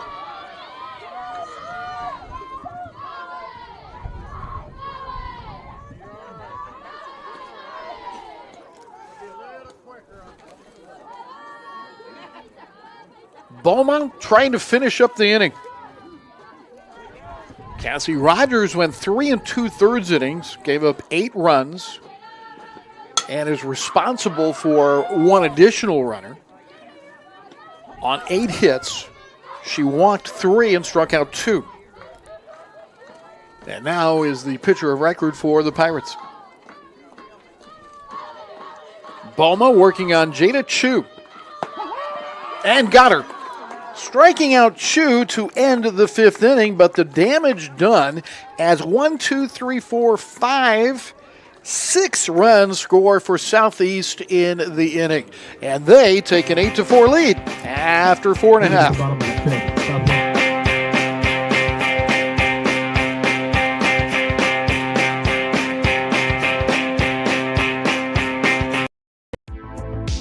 We want the side of your fingerprints, and we want not just the pad, but I want the sides, because if we were to fingerprint this or we were to dust this, it's unlikely that we find a solid, perfect fingerprint. But what we will find is a partial fingerprint. I'm going to push on one side right here, and I'm going to roll it over.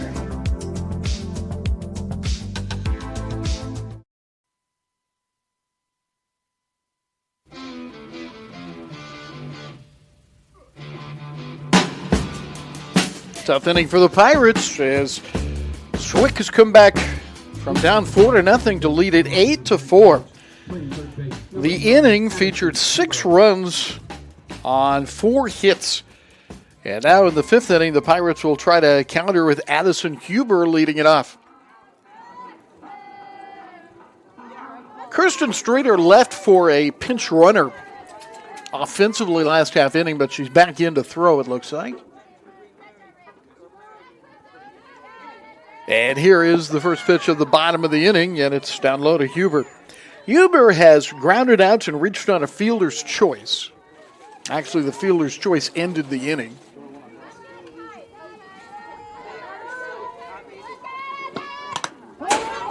And a foul ball there. Huber, Shepherdson, and McKinney for the Pirates. So just to continue on here a little bit, Boma gets the 3rd out of the inning after Rogers went 3 2/3. And the final numbers for Rogers, 8 runs on 8 hits, 2 walks, 2 strikeouts. Make it 3 walks, 2 strikeouts.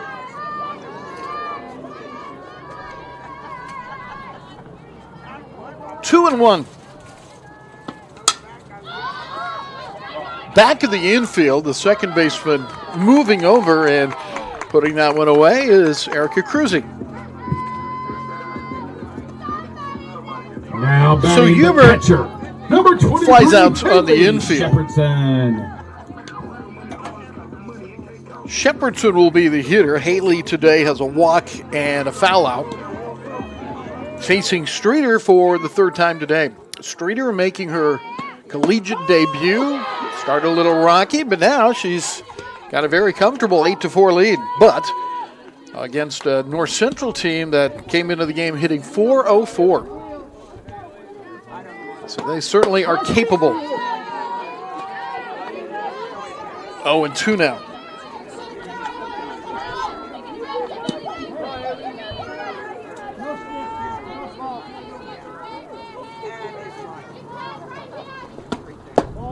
Well outside on the 0-2.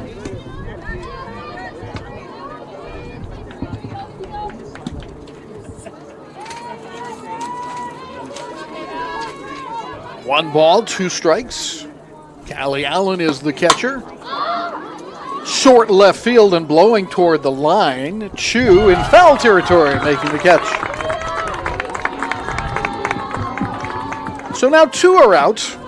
Nobody on base for for Gracie McKinney. McKinney has walked twice and scored a run in the Now game. batting the right fielder, number 15, Gracie McKinney. Pirates have just 3 hits, which for a while looked like it was going to be enough. They've walked 6 times. That certainly has helped.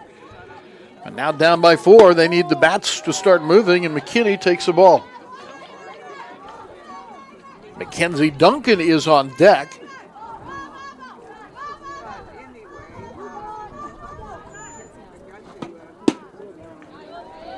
One ball, 1 strike.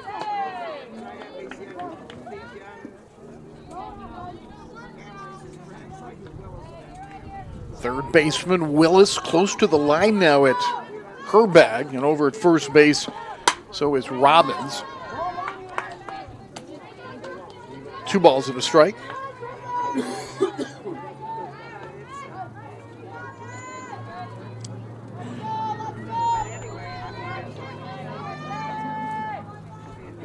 Streeter to the plate.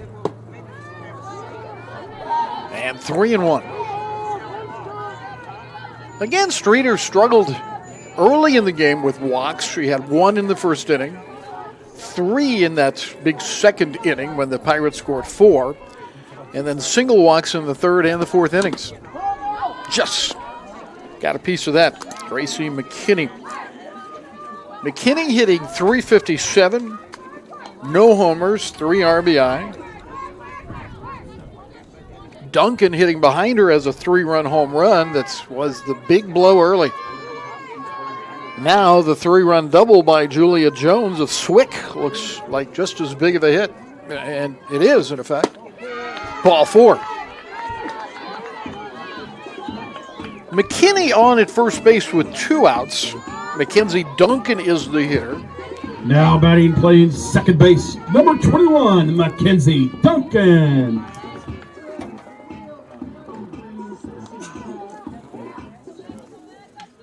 I believe that Phil Wilson has Duncan in the wrong spot. She is the right fielder on the lineup card. The 9 and the 4 look a lot alike.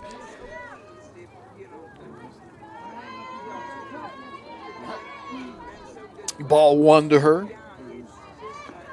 McKinney at first base. And that one just missed. Allie is going to take another timeout and talk to Streeter. Let's take the timeout to give thanks to Trenton Coca-Cola Bottling and Grundy County Lumber Company for their college-wide support. Our first 3 years, I guess it was, Trenton Coca-Cola Bottling let us use one of their concession stand trailers as a press box here before they built this new press box. And I'm extremely grateful to them for that, and also for the invention of Coke Zero. It turned my whole Coca-Cola experience around. Thank you, Trenton Coca-Cola Bottling. Appreciate that. I think I've got a nice ice-cold Coke Zero here right now. And that's through the hole. That's just what the doctor ordered for the Pirates. So Duncan has her second hit. McKinney moves to second base. And down by 4, the Pirates need all the base runners they can get here in the 5th inning. Ivy Hearn has struck out twice, and so a pinch hitter is going to come to the plate. And that pinch hitter is Chloe Bell. We know her well. She was a big part of last year's team. She'll pinch hit here. into the game batting for North Central Missouri College, number 19, Chloe Bell. So Bell steps in. She played second base most of last year, which makes me believe that with Ivy Hearn getting her first start today, that Chloe will go right into the second base spot. But we'll see. There are 2 outs. There are 2 on for North Central, and they're down by 4. 5th inning.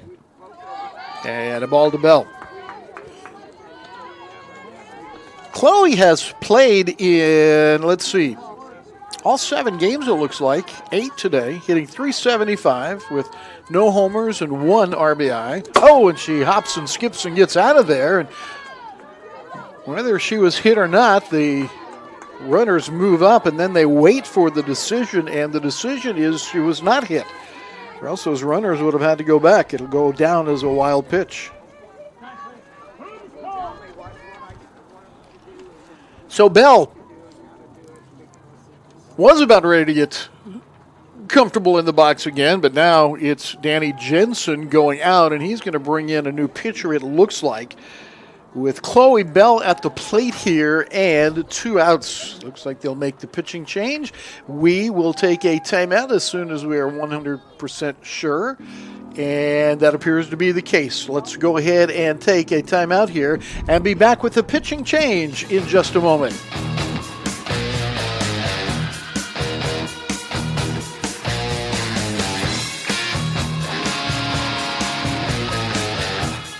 I'm Jane Meservey, Tutoring Center Director.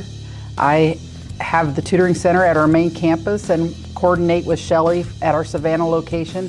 I really like seeing students, and whether I see them online, see them in person, either way, I like getting to know you. I like getting to know a variety of people, and I hire people that are just like that also. The Tutoring Center is available for all students, whether you're dual credit or online, hybrid, or you're actually here.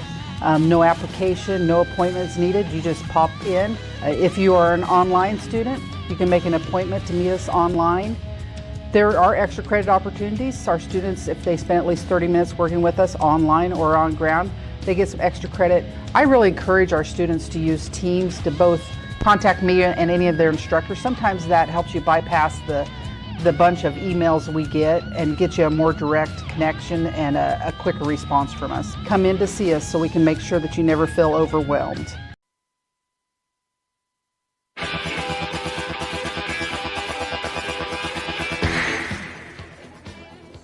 Cora Ostrom is the new pitcher for Swick, and she misses low and away to Chloe Bell. Bell had a 2-0 count on her when Ostrom was called from the dugout, so now it's 3-0. And the pitch is a strike to Chloe Bell. Pirates have runners at first and second and third following the wild pitch. 2 outs, and they're down by 4 in the bottom of the 5th. Ostrom got a start over the weekend and finds a strike there. She started one time against Central, took the loss, went 6 innings, allowed 10 hits, 2 earned runs. And now the 3-2 pitch. Popped up in the middle of the infield. Who's going to take it? Robbins calling for it. She makes the catch, and the inning is over. And Ostrom comes out of the dugout and makes a big pitch to end this game and to shut North Central down. Pirates threatened for a moment, but the reliever comes in and does her job, and we go to the 6th.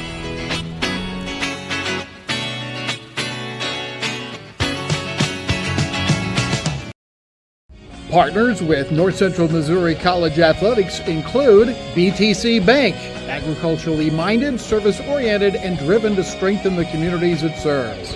Farmers Bank of Northern Missouri, bank on the go with Farmers Bank mobile app. Grundy County Lumber, your authorized local steel dealer. Pettijohn Ford, now offering low upfront prices and no hidden fees on every vehicle in stock. St. Luke's Health System, St. Luke's unique combination of clinical excellence and compassionate care makes them the best place to get care.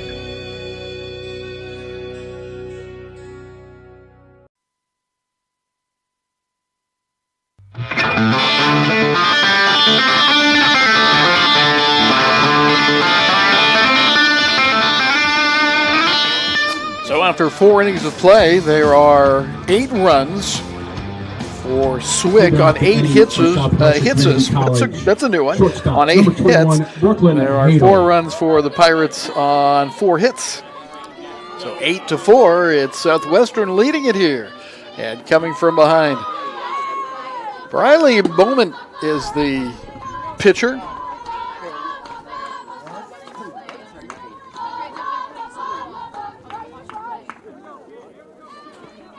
Bowman got the last out on a strikeout of Jada Chu in the 5th inning. Now Hadel, the shortstop, fouls it away. Hadel has an infield single in 3 trips to the plate. Cassie Rogers started, went 4 2/3. I think I said 3 2/3 early on, but 4 2/3. There's a liner up the middle, and that's the 9th hit for Swick.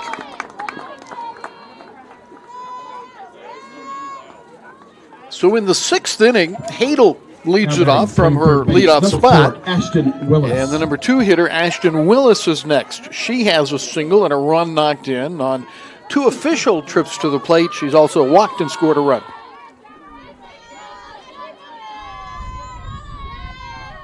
Bowman to the plate. Check swing. She did not go around, and it's a ball. Haley Shepherdson is the catcher for the Pirates. Up the middle, Becker and Hearn in the infield. The center fielder is Boyer. There goes the runner. The throw a little bit short, and Becker has it but can't get the tag down. Stolen base for Hadel. That may be the first stolen base of the year for Swick. They didn't have any stolen base stats listed. I'm assuming that they didn't have any to list. Line to the middle. Here comes Boyer to make the catch on that line drive. So sharply hit by Willis, but right at Boyer for the first out. Hadel remains at second. Now batting, playing first base, number 16, Jaylee Robbins. Robbins comes to the plate with an RBI single. She is 1 for 3. Faces Boma for the first time and looks at that one high and possibly away. Swick played solid baseball against Central on Sunday. They only had 2 errors in the doubleheader, and they've not made an error today, where Central has an error. Now 2-0. Jaylee Robbins with an RBI, her first of the year in the 3rd inning. Went fishing for that one a little bit.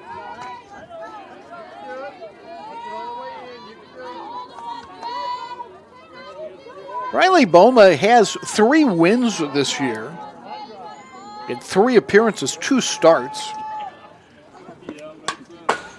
Fouled away.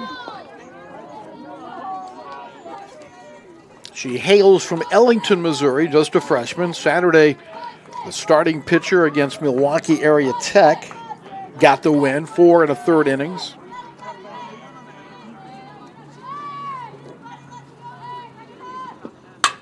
And up the middle again. The runner going to be sent home. Here's Boyer's throw, cut off, wouldn't have gotten her anyway, and it's 9-4.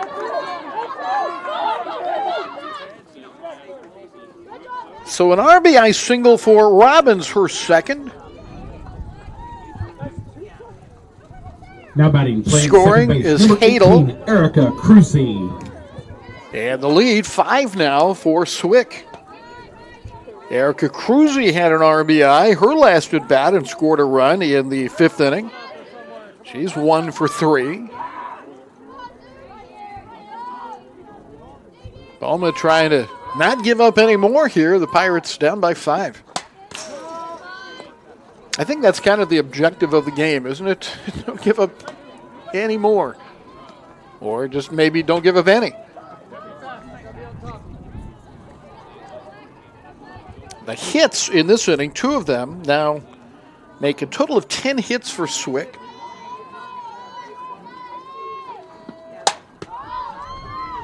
toward right center field. It's Boyer who has a lot of reins, and she shows it off there, taking command and putting that ball away.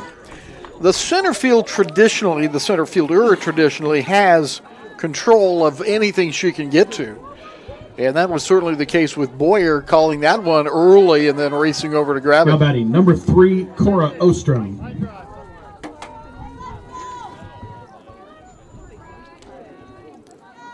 The new pitcher, Ostrom, is the hitter. Ground ball, speared by Huber, and the bounce gets by McKinney. It'll stay in play. The runners are going to stay at second and third. So there's another error.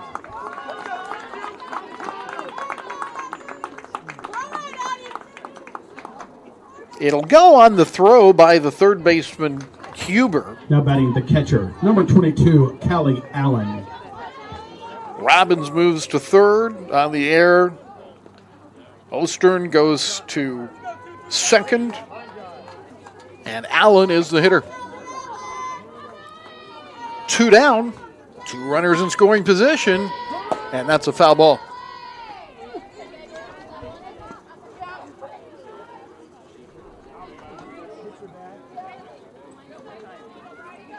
Swick has rallied from down 4-0 to lead now 9-4. And they have done it in chunks. 2 in the third. Then the big inning was the 6-run fifth. And they've got another one in this inning and 2 more out there threatening to score. Boma up high in the count 1-1. Cassie Rogers went the first 4 2/3. Boma came in last inning to get the final out and now has 2 outs here in this inning. That'll be foul.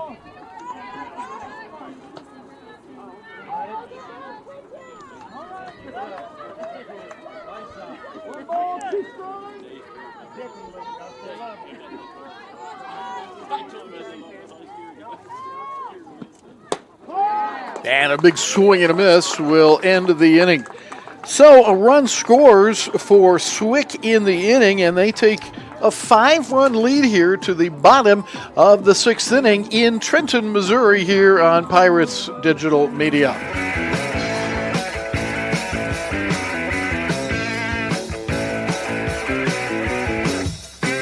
Scholarships make a big difference in the ability to attend school, whether you're a first-generation student, a normal matriculating traditional student, or an adult student who sat out or not been to college at all. Should you have any questions, you can always contact the Financial Aid Office. We're located on the NCMC campus. You can reach us by phone at 660-357-6513, or you can email us at financialaid@mail.ncmissouri.edu. Scholarships help immensely.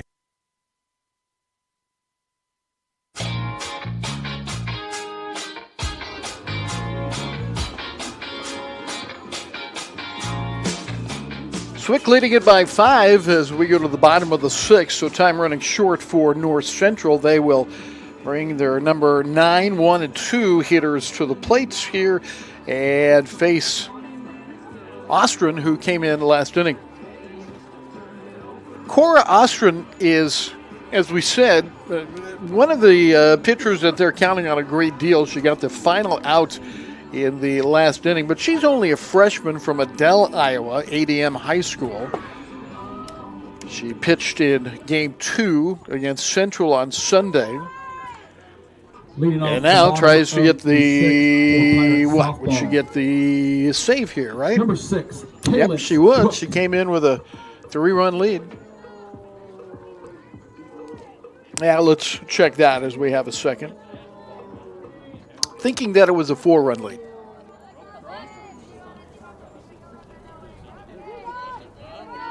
Ostron ready, and Callan's Cook takes a strike. Cook today has gone 0 for 2. A long fly ball, good catch by the right fielder Mitchell, and a ground ball to Robbins at first base. Now 2-0. Kalins is a sophomore. Savannah, Missouri is her hometown. We've just opened our new campus at Savannah. Beautiful building if you're a Savannahite. Is that right? Make sure you check that out if you haven't seen it already. You've probably driven by it. Go inside. It's pretty.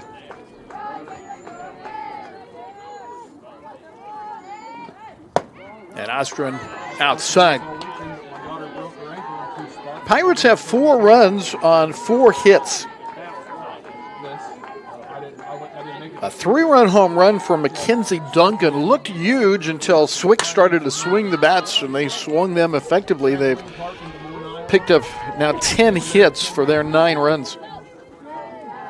The big blow was a 3-run double with Julia Jones, the freshman center fielder, blasting one to right center field.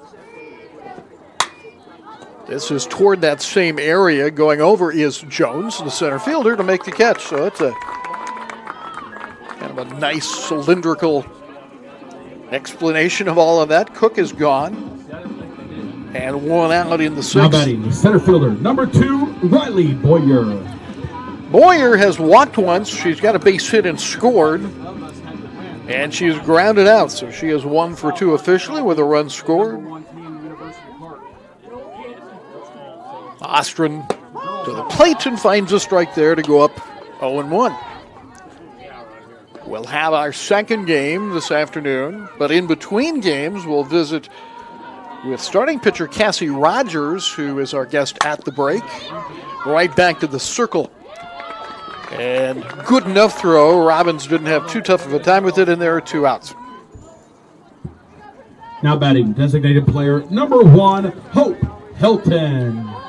Helton has been on base twice today. She walked in the first inning. She singled and stole a base in the second inning, flied out to right, her 3rd time up.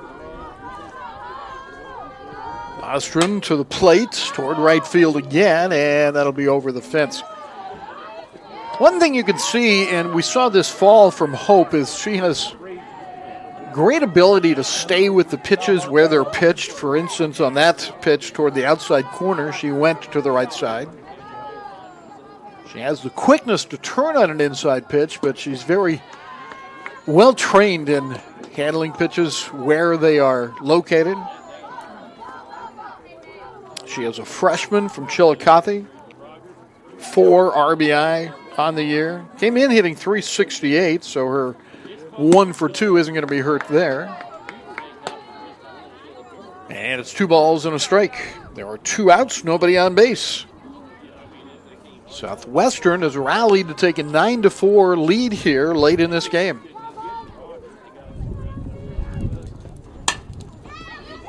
Little slower hit. Cruzy at second base will handle it, and the inning comes to a close as Ostrom has faced 4 and retired all 4 of them. We go to the 7th inning here in North Central Territory, Trenton, Missouri.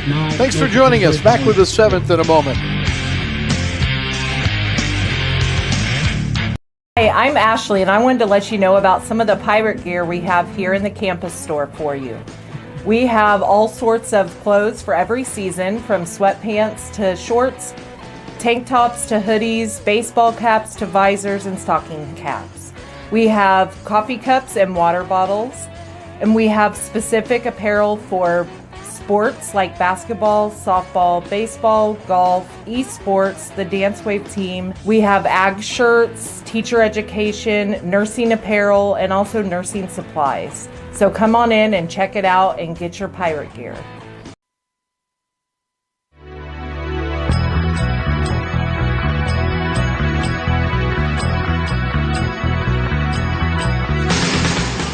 Live softball today from Griffin Field in Trenton as the Pirates are going to make a pitching change here. In the 7th inning, Maeve Lavoie will come in to pitch.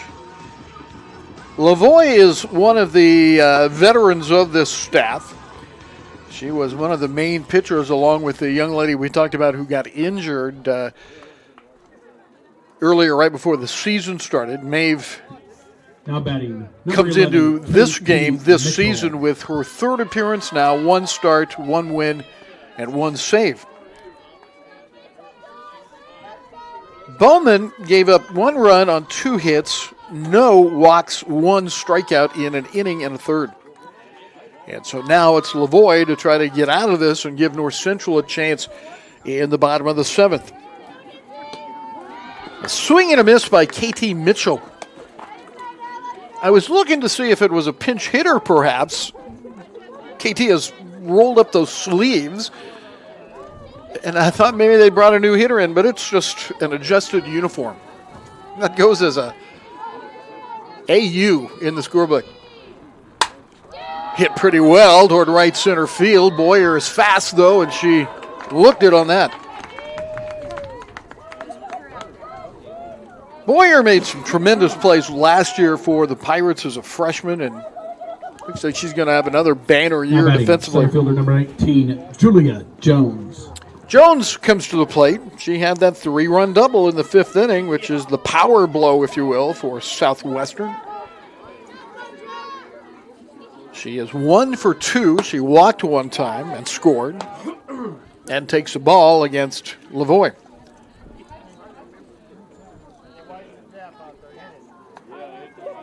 Haley Shepherdson is the catcher.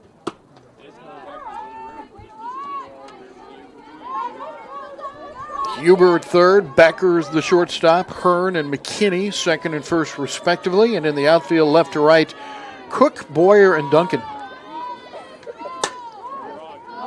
And if you look forward to the 7th inning for the Pirates, they start at number 3 in the order.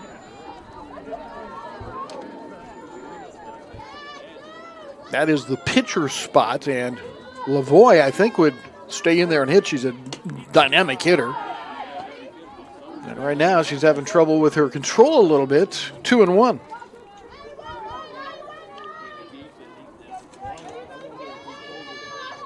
Julia Jones, a freshman. And ball 4 to her. That's not what's going to get North Central back in this game. So Jones is aboard with 1 out. Jada Chu was the scheduled hitter. Pinch hitting for the Spartans, number 24, Lily McCray. And as you hear, McCray is the pinch hitter here. And they may be running at first base as well. And that's going to be the case. And the hitter will be Bethany Wright. Or excuse me, the runner will be Bethany Wright. Running for the Spartans, number 20, Bethany Wright. Lily McCray has played in 1 game. She had 3 at-bats, no hits, so she's 0 for 3 to start the season. Let's see what she can do with Wright at first base.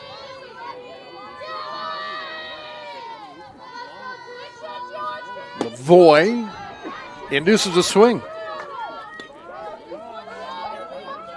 Maeve Lavoie is from St. Alberta, Canada.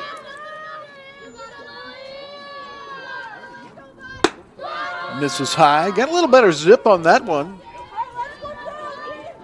1 ball, 1 strike, 1 out, 1 Spartan aboard. Wright is at first base.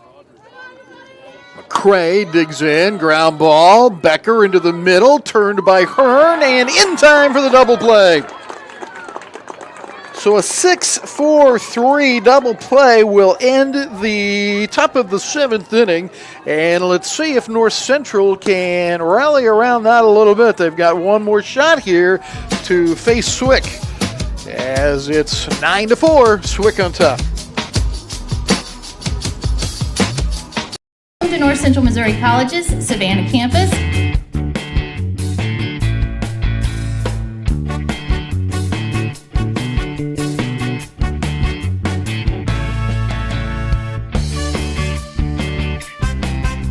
You'll agree, this is kind of a small super campus right now. I'm excited to start the new program here at the new campus. We kind of got to look at everything, and it's really high tech, it's really cool.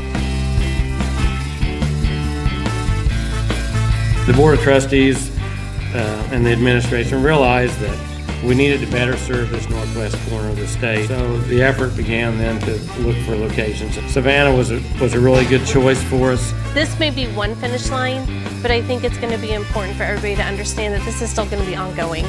The campaign's not over yet.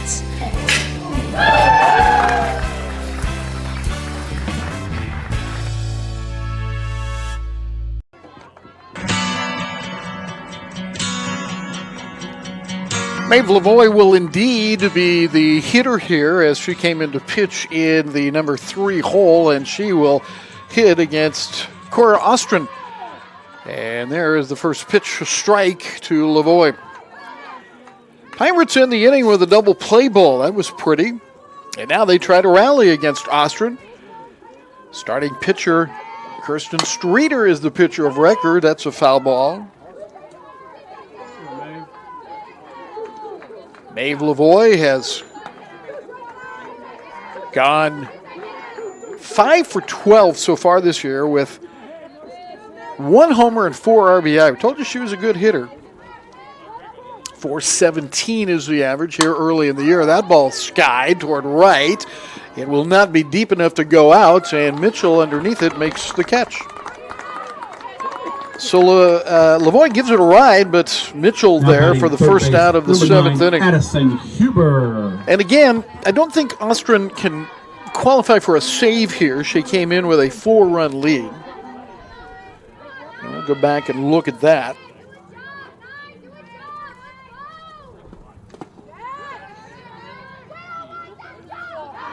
And that went in the dirt to Addison Huber.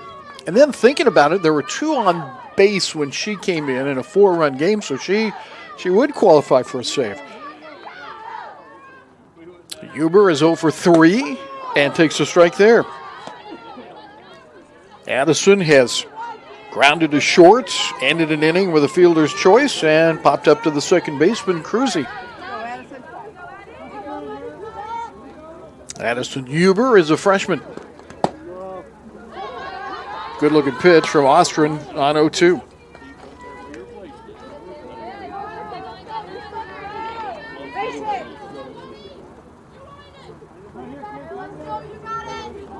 A look into catcher Callie Allen toward the shortstop. Making the catch is Brooklyn Hadel. So Huber lines it to the backhand side of Hadel, and Hadel is equal to the task as she makes that catch. And there are 2 outs. Haley Shepherdson is the hitter with 2 outs in the 7th for North Central, down by 5. Shepherdson has walked and gone over 2 besides that. She has a stolen base and a run scored, has fouled out twice, along with that base on balls.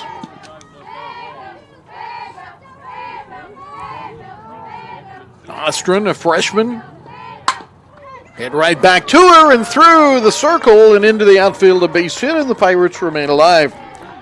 Shepherdson, a single. That's the 5th hit of the game for North Central. Swick has 10 hits. First base, number 15, Gracie McKinney. And McKinney is the hitter. Gracie has walked twice and actually walked 3 times. Has scored a run. And I'm sure she'd be fine with taking another walk right here and putting 2 on in a 5-run game. But it's 0-1. Our second game will start roughly half an hour after the completion of this game, but we invite you to stay tuned after a short wrap-up for our At the Break feature with Cassie Rogers. That's high. Cassie right now stands as the pitcher of record for the Pirates.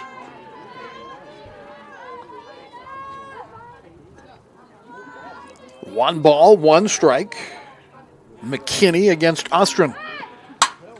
Line to right field. The game remains alive for the Pirates. And now Shepherdson's going to go to third. Making a base running mistake. Let's see if Swick can capitalize, and they do. The single by McKinney, but then Shepherdson going around second base and heading for third. I don't know what she was thinking.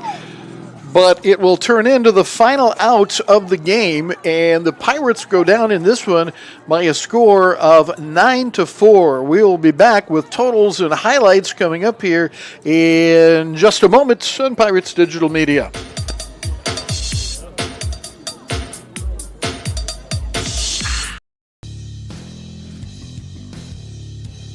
Hello, I'm Jane Meservey, Tutoring Center Director. I have the Tutoring Center at our main campus and coordinate with Shelly at our Savannah location. I really like seeing students, and whether I see them online, see them in person, either way, I like getting to know you. I like getting to know a variety of people, and I hire people that are just like that also. The Tutoring Center is available for all students, whether you're dual credit or online, hybrid, or you're actually here. No application, no appointments needed. You just pop in. We always keep a variety of tutors here, so it really doesn't matter what subject you're needing help with.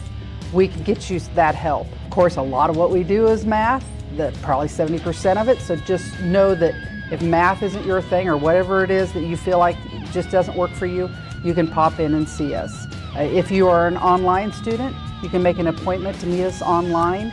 And if you are a dual credit student, you can meet us online just like any other online student. There are extra credit opportunities. Our students, if they spend at least 30 minutes working with us online or on ground, they get some extra credit to use on their next test for math in particular. If you need to contact me at any time, you're welcome to email me at jmeservy@mail.ncmissouri.edu. And you can also use that jmeservy to reach me through Teams.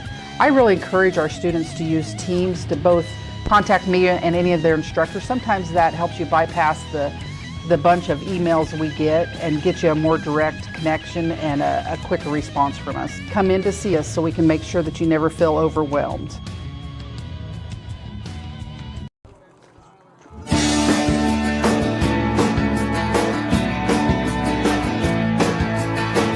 You see the score in game number 1. It's Southwestern 9 and the Pirates 4, the final. We'll give you the totals here in just a moment as we remind you to stay tuned for our At the Break feature coming up here in just a moment or two. Cassie Rogers will be the subject of our North Central at the break. Now, let's take a look at this game as North Central loses it by a score of 9-4. They end up with 4 runs on 6 hits. The big blow for North Central was Mackenzie Duncan's 3-run home run in the second inning. For Swick, they have 9 runs on 10 hits. They had RBI singles from Willis and Robbins in the third inning, RBI singles for Cruzy and Streeter, along with a 3-run double by Jones in the 5th inning, and an RBI single for Robbins in the 6th inning. So Robbins ends up with 2 singles, 2 RBI, and 2 for 4 in this first game. The winning pitcher is the freshman making her first start, Kirsten Streeter. She is 1-0 now. She went 4 2/3 innings, allowing 4 runs on 3 hits. Cora Ostrom came in and pitched 2 1/3 innings, and I'm giving her the save because I think she was up by 4, but there were 2 on base, and but that's totally unofficial. If it is a save for Ostrom, I think it is her first of her career. Cassie Rogers got the start for the Pirates. She went 4 2/3 innings. She is the losing pitcher as she gave up 8 runs on 8 hits. Briley Boma came in for an inning and a third, and Maeve Lavoie pitched the 7th inning for the Pirates. 1 double play in the game turned by North Central, a 6-4-3 double play in the 7th inning, and there was 1 error committed by the Pirates, and that came in the 6th inning. No errors for Swick in the game. So Swick wins the first game. They are now 1-2 on the year, and North Central with the loss, their first of the year, they are 7-1. Our second game is coming up here in just a few moments.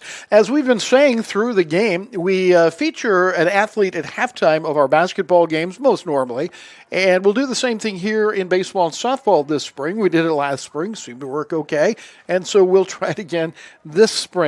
After the interview today with Cassie Rogers is over, then just stay tuned on this channel. We'll bring you the start of the second game as we get a little closer to that, obviously. So right now, sit back and enjoy a visit with Cassie Rogers on North Central at the break. Between games here, we will be interviewing various softball players between games of the doubleheader. We start out with Cassie Rogers, a newcomer to the North Central softball program. Welcome. You've been practicing. You've been working, since the start of school, I know. How does it feel now to finally get to play some games? Well, it's exciting because you get to see all the hard work you've put in the whole year pay off. Not just like hitting, fielding, all that. And it's even better to do it with your teammates. Oh, yeah. Yeah. But what do you think is the thing you've improved on the most since you got here in the fall? Oh, I mean, I'm hitting the ball a lot harder than I did definitely in the fall. I think my pitching's gotten a little stronger than it was as well. Okay. Have you primarily been used as a pitcher so far, or are you playing a position, or a little bit of both? A little bit of both. Yeah, tell me, I know you've pitched a little bit. How's the outings in the circle gone for you? The first one was a little rough, but I mean, you got to start somewhere. And Exactly. then last weekend it was fine. Well, it was pretty good, I would say. Okay, now here it comes. All right, so how, you don't have to be modest. How well did you pitch over the weekend? I had some ups and downs. Like, I wish I could go back and maybe, like, my curveball wasn't as good as I was hoping, but my screwball was fine. So it wasn't Okay. too terrible. Now, is in softball terminology, when you throw a screwball, you're a right-hander, correct? So you throw a screwball, is that moving away to a right-handed hitter? Is it moving toward the right-handed hitter? Mine comes up and in. It comes up and into a right-handed hitter. Okay. So it is kind of like baseball. Baseball, the screwball always was the opposite of a curveball, or intended to be so. What do you feel is your best pitch? My curveball definitely, if it's on. But it's been a little whack recently, but I'm getting better at it. Well, yeah, that's the whole experience thing, right? You've got to get in there. What does your curveball do typically? It kind of starts right on the edge of the left side of the plate and then breaks more into the river. Okay. I'm always amazed because it seems like softball pitchers have such a wide array of pitches. Without giving anything away, other than what you already have, how many pitches do you throw? 6. 6. That's amazing. That's amazing. And in this system at North Central, do you call your own pitches? Does your catcher? Is it coming from the bench? How does it work? Coach Kinley calls them. She does a really good job at it, too. Does she? But yeah. She obviously has had some success as a player. Can you kind of tell that when you're taking the pitch calls from her? Yeah, I mean, you can definitely tell that both coaches have had a lot of experience in softball. Right. And they're very knowledgeable. How about your experience in softball? You had a sensational career at high school. Let's start with that. What was your career like in high school? Well, freshman year I was backup. Our starting pitcher got hurt in the state semifinal game, and I kind of got thrown into that one. So as a freshman? Yeah. So that's really helped me mentally. So like that game was a walk-off grand slam. Oh, you won it? No. Oh, okay. Okay. So you were on the wrong end of that one. Okay. So that really helped me mentally, to where like my last 2 years, my junior, senior year, we won state, and I was able to keep my composure through both those games. Right. Sometimes you have to experience that failure before you can have some success, right? Most definitely. Right. Enjoy it a lot? Did you enjoy high school? Oh yeah, ours was fun, yeah. Yeah. How about other sports? Did you play other sports in high school? I played basketball, I wrestled, and I ran track. Okay, the wrestling thing always gets to me. What kind of wrestler were you? Oh, scrappy probably. Were you really? Yeah, I didn't know necessarily a whole bunch of moves, but I always found a way to flip people different ways. Okay, good. That's something that we all should know about you, is that you like to flip people. So, what made you pick softball as your college sport? It's just something that has been consistent through my life. I started when competing, travel softball, I started when I was 7. Wow. So I've been doing it for a long time, and I enjoy it the most. Okay. You enjoy softball the most, but what have you learned from playing a variety of sports and now focusing on softball? How do the other sports help? So wrestling really helped mentally, to the point where I knew I can. So, when you wrestle, your body just feels like it's going to stop, but mentally you have to tell yourself, you can do it. Right. And that's helped a lot with softball. Track probably with stamina at some points. Obviously, I'm not running track right now. So right. it's not as good as it usually is, but yeah. And then, basketball's basketball. Everyone knows. Right. I don't mean to throw a fly into the ointment here, but those old-time pitchers from the major leagues used to say, "We don't run the ball across the plate. Why do our legs need to be in such great?" Well, it's obvious to watch when pitchers throw in softball how they drive off the rubber. Yeah, you really have to use your lower body. Yeah. Is that the strongest part of your body? Is it the legs that make you effective? Most definitely. Okay. What do you want to do once softball career is over? What do you want to do with the rest of your life? Well, I plan on becoming a physical therapist. So I'm hoping that stays on Right. track, but That can be a pretty tough road. Yeah. Yeah. What does it require to actually become a physical therapist? well, it depends on if you want to be a assistant or like an actual physical therapist, but it's 6 to 8 years usually. 6 to 8 years. Yeah. Are you going to be committed to staying in school that long? That sounds like, again, really a long road. Yeah. I've gotten, like, I could, if I wanted to, probably graduate next year, but I'm not going to, so. Okay. I mean, it's just, you gotta really stay on top of things. Absolutely. Was that the biggest change coming from high school to college, trying to stay on top of all that's required of you? Maybe the time management portion. You know, I've said this so many times. Almost everybody, an athlete that I've interviewed at the college level, says that was the most important thing they had to learn. You know, and how has that learning been for you? That learning how to manage your time? At the start, it was kind of rough because it's like, what do I do with my life? I just sit here and watch TV when really you should be doing your work. But it's getting a little easier, kind of get that routine. Well, and if you're an athlete, I mean, it's like having some kids have jobs at retail stores or whatever. Your job is to play softball. That's you know, that's so. I think a lot of athletes don't realize that when they start thinking about college. So, what would you say one thing the community of Trenton needs to know about you that they don't know about you right now? I don't know. I guess I have more of a fun side than some people might think, because when they see me on the field, I get told that I look really mean. Really mean? Yeah, I'm not. No, I know you're not. How about your family? Would you tell us a little bit about them, please? So I have mom and dad, Bill and Cindy Rogers. And then I have a little brother. He's about to be 15 in July. He's something else. Love him. But he plays baseball.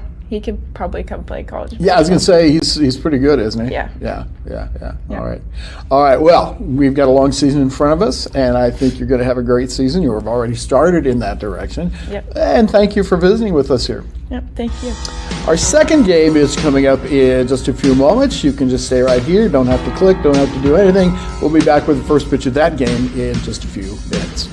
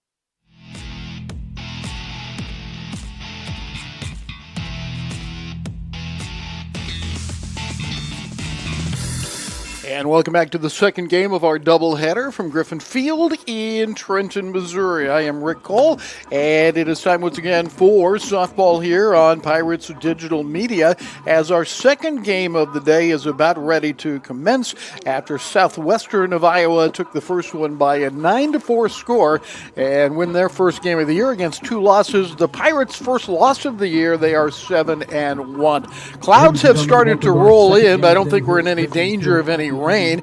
Our pitching matchup, Maeve Lavoie for North Central will take on Erica Cruzy, and that is our pitching matchup here in game number 2 of the doubleheader. So we'll kind of fill you in on the details as we go. The leadoff hitter for Swick is going to be Brooklyn Hadel once again. Ashton Willis will be the number 2 hitter, and Jaylee Robbins will be the number 3 hitter against Maeve Lavoie. Lavoie with a 1-0 record. She pitched 1 inning in the first game, closing it out, and we start this game with a ball up high. Brooklyn Hadel in the first game had 2 hits in 4 trips to the plate. Hits that one hard, but it'll go foul eventually. The Clouds have rolled in, as we noted, and the wind seems to have calmed down a little bit. We did have a home run in the first game. It was to right field, and by that time it may well have been influenced a little bit by the wind, which was pushing it that way just a bit. This one's hit pretty well, but it'll again curve foul. Let's see the long run, and just out of the reach of Amelia Pingleton, who is in left field for the Pirates. The catcher for North Central in this game is Hope Helton. At third base, Gracie Dixon. The shortstop will be Cassie Rogers, the starting pitcher. At second base, Chloe Bell. And the first baseman for North Central will be Tasia Davis. In the outfield, you saw Pingleton a moment ago. The center fielder will again be Riley Boyer. And in right field, we'll get to that in just a second. Here's a roller out toward Bell, and Bell makes that throw for the first out. So Hadel is retired, and now Ashton batting, Willis. base, number 4, Ashton Willis.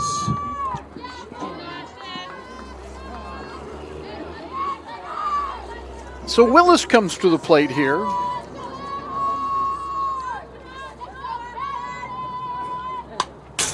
And a pitch fouled away. Check and see here in this lineup.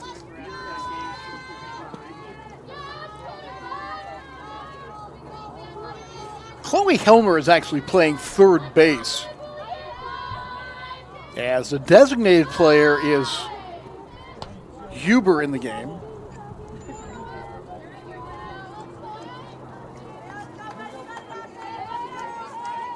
Lavoie with a count of 1-1 on Willis.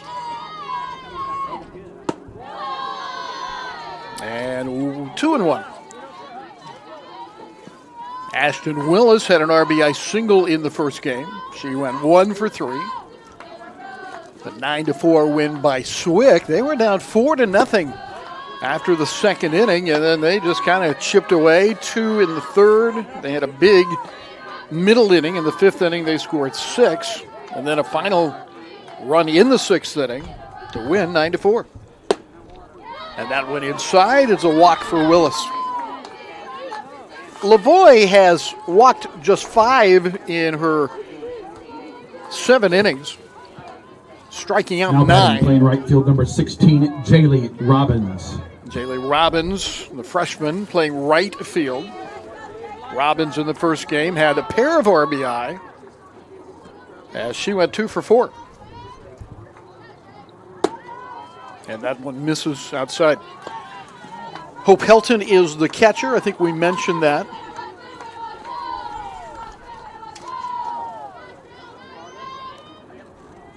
And Gracie Dixon is in right field. I'm not sure if we got that far or not. There's a strike.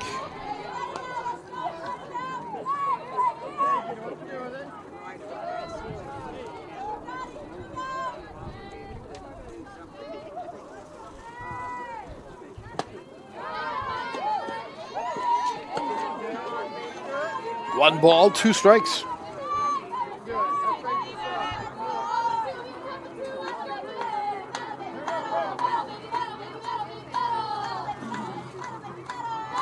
Signs from Hope Helton, and that one will be fouled over the third base dugout.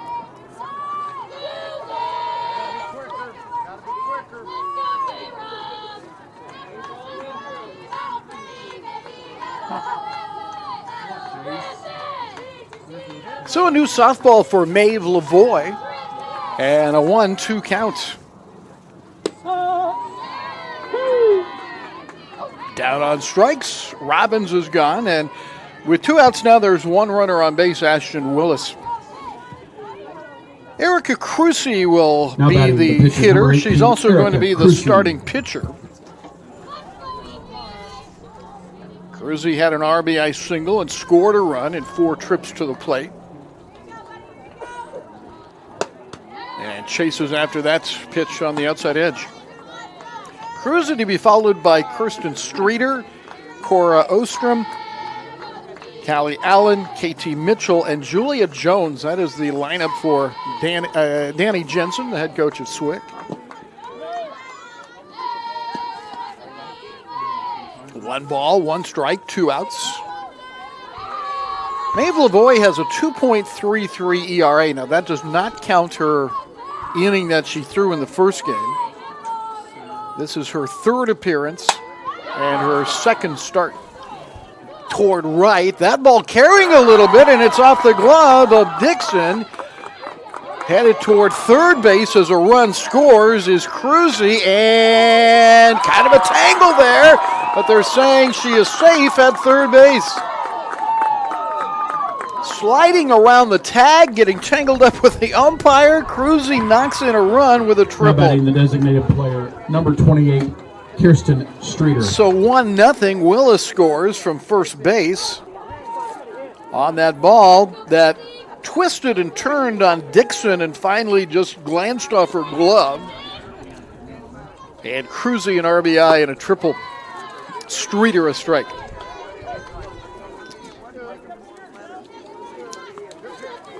One hit in the inning, 1 walk that scored the run, and now if you add the 2 games together, it's a 10-0 run for Southwestern against North Central. They were down 4-0 in the first game, won it 9-4.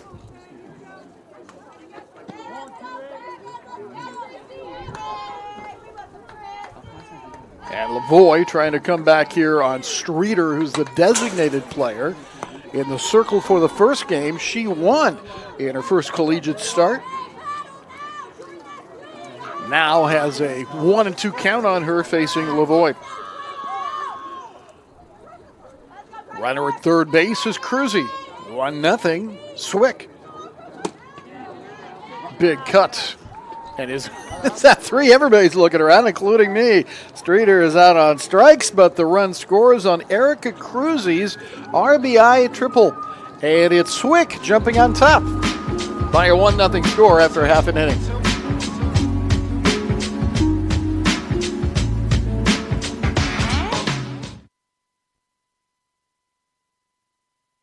Scholarships make a big difference in the ability to attend school. Whether you're a first-generation student, a normal matriculating traditional student, or an adult student who sat out or not been to college at all. Should you have any questions, you can always contact the Financial Aid Office. We're located on the NCMC campus. You can reach us by phone at 660-357-6513, or you can email us at financialaid@mail.ncmissouri.edu. Scholarships help immensely.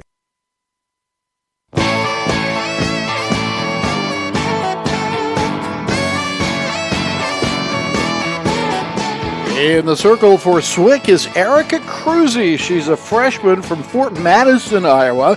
This is her 2nd start of the year. She's 0-1 with a 3.50 ERA after her first 6 innings in the circle this year.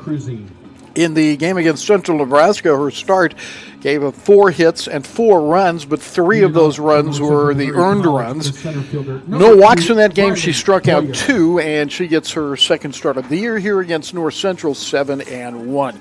Riley Boyer will lead it off for the Pirates, and then be followed by Hope Helton and Maeve Lavoie. So the Pirates suffer their first loss of the year, and Swick wins their first game of the year. They were off to a 0-2 start, which isn't at all terrible. But it's always good to get that first one, and Boyer takes the ball. Riley had a walk and a base hit. Scored a run in the first game. She loves that slap approach, and she slapped one through the hole in the second inning of the first game. She's a sophomore. There's a nice-looking strike by Cruzy. Erica Cruzy, one E at the end, but pronounced Cruzy. Did she go after that one? Nope. Jonathan Roth, who was on the bases in the first game, is the home plate umpire now. Jonathan and his brother George working the games here at Trenton. Switching places, of course. Ooh, look out. Count to Boyer goes 3-2. Boyer, Helton, and Lavoie, followed by Addison Huber, Cassie Rogers, Tasia Davis, Chloe Bell, Amelia Pingleton, and Gracie Dixon. That'll go foul. The difference, I think, in the slap hitting is that, there are a lot of differences, but rules-wise, if you foul off a two-strike count, it doesn't count as a strikeout as opposed to bunting your way on. I think you all know that. That one is snared at third base by Allen, who caught it in the first game, and she makes a quick throw over there to get Boyer, who's very speedy. Nice play by Allen. Now batting and there's the one catcher, out. Number 1, Hope Helton. Helton comes to the plate. She will be the catcher in this game. She had 1 for 3 first game with a base on balls.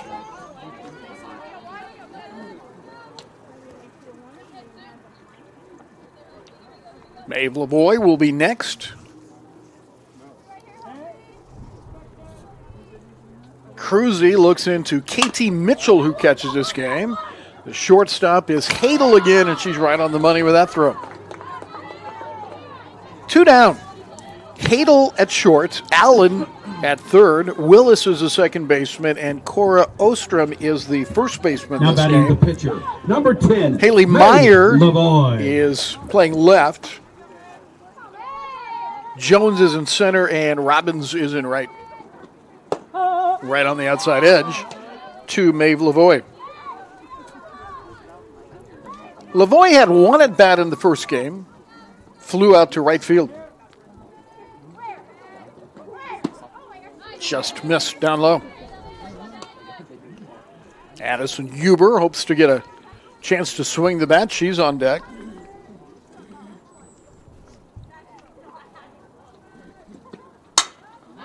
Hit high, hit deep, but it's also hit foul and out of the reach of Meyer.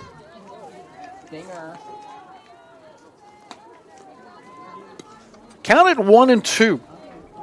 Maeve Lavoie, a sophomore for the Pirates, was equal parts good pitcher and good hitter last year. Had a very solid freshman year. Stays back on that and ropes it to left field.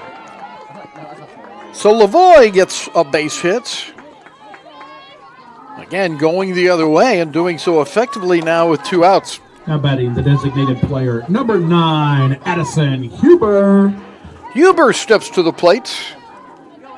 The leader in home runs and RBI for the Pirates, had a tough first game going 0 for 4.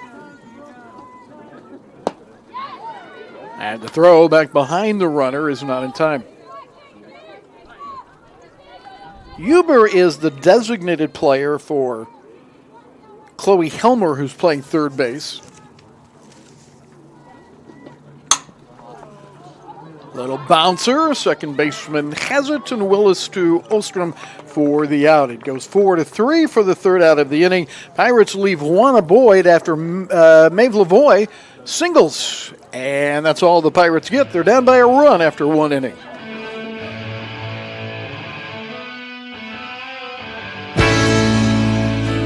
Welcome to North Central Missouri College Bookstore. I'm Cecilia Marsh, the director. We're located in downtown Trenton at 121 East 9th Street. Some of the items for your classes may be a lab kit or chapter notes that the instructor has written or a textbook. If you have financial aid funds left after your tuition is paid, you may use those funds at the bookstore, but you must have a student ID card in order to do that. Once you have your items in your cart, you can check out by clicking Student Accounts and putting your financial aid number in. Also on our website we have supplies and apparel, so you can also purchase any supplies for your classes online and also using your financial aid money. We work to provide you with everything you need to be a successful student.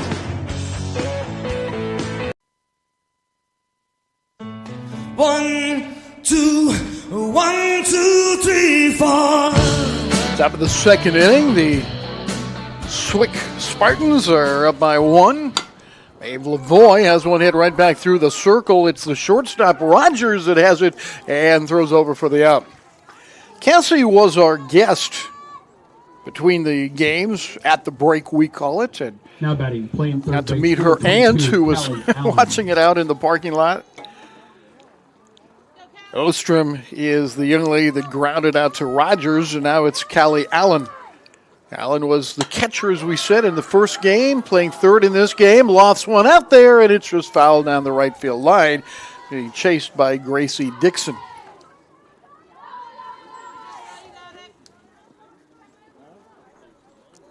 So a long strike, and a softball being retrieved. The run for Swick came in the first inning, an RBI triple by Cruzy with Willis getting on base via base on balls. Happens all the time. That's a little looper that'll fall into center. Boyer overruns it. It's going to be extra bases on an error. Allen will go to second and throw the brakes on there, and so it only costs North Central 1 extra base. It'll go as a single and an error. It is the second error made by North Central in the doubleheader. Now batting the catcher, number 11, Katie Mitchell. So Allen ends up at second base with 1 out. Katie Mitchell is the hitter. And Lavoie to the plate on the infield. Rogers calling it and catching it for the out, 2 down. So Mitchell jumps on the first pitch she sees, and now it's Julia Jones. Now batting Jones center in the field, number first 19, game Julia had Jones. a 3-run double. Walked a couple of times. 1 for 2 officially with 3 RBI.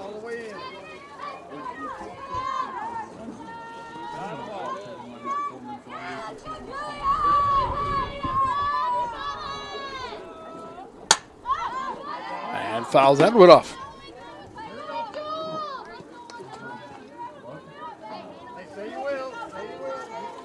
Julia Jones is from Shawnee Mission, Kansas, went to Mill Valley High School.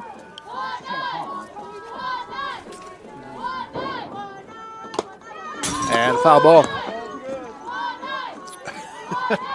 You know, folks that are, you people from southwestern Iowa probably get a little seasick watching that camera bounce when the ball hits the fence. We're all used to it around these parts. Hit pretty well toward the gap in right center, going over the right fielder, and Gracie Dixon makes a nice running catch on that one to end the inning. So hit well by Jones, but Dixon outruns it, and despite a hit and an error, nothing done on the scoreboard for Southwestern Iowa. We will take a break, be back for the bottom of the second.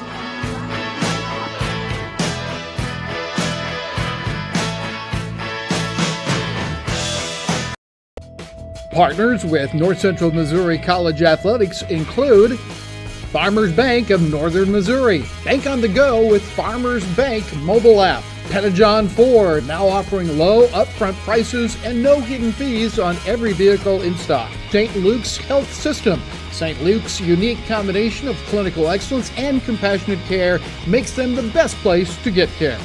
Grundy County Lumber, your authorized local steel dealer. BTC Bank, agriculturally minded, service-oriented, and driven to strengthen the communities it serves.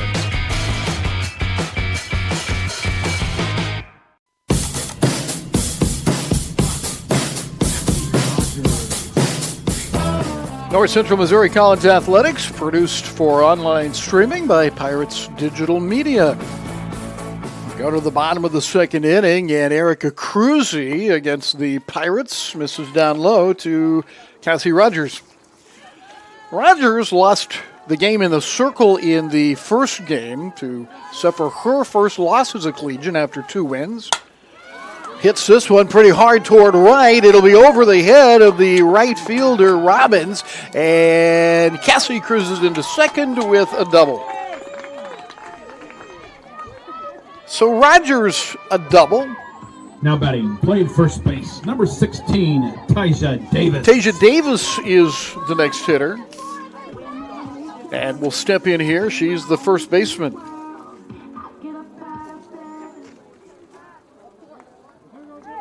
That is Cassie Rogers' first double of the year. And Davis scatters some folks over there in the first base dugout, but it was above everybody's heads, and at least as far as the people in the dugout are concerned, everybody's okay. I have no idea what happened to the people behind the dugout. Davis, a sophomore, takes one outside.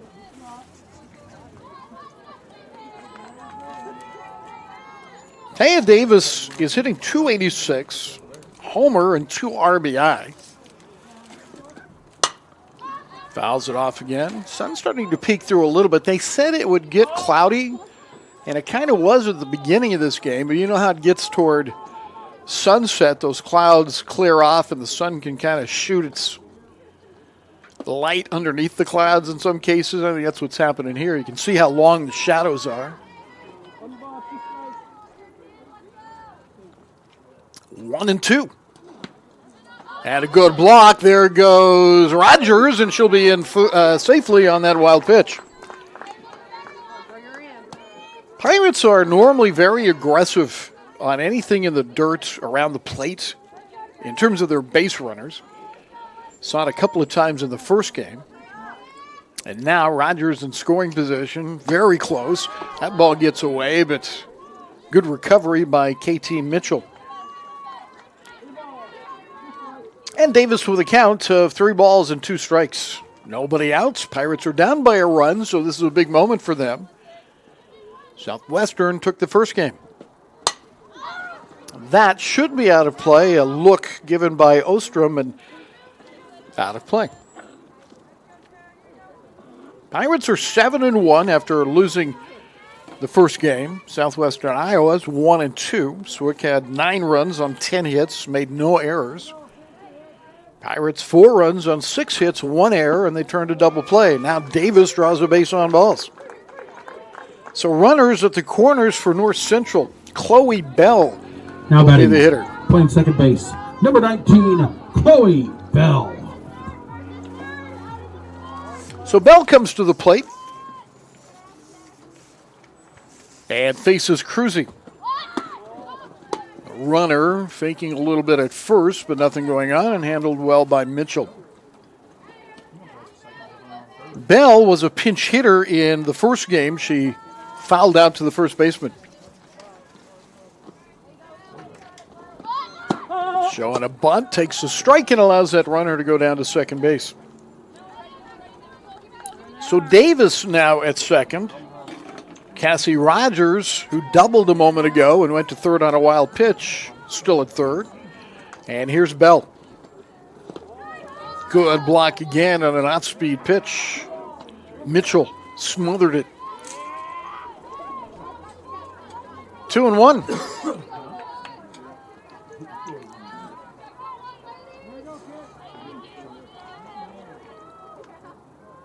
The freshman Cruzy looks in. But Cruzy's going to have to make a decision. Goes to the plate and in time for the out.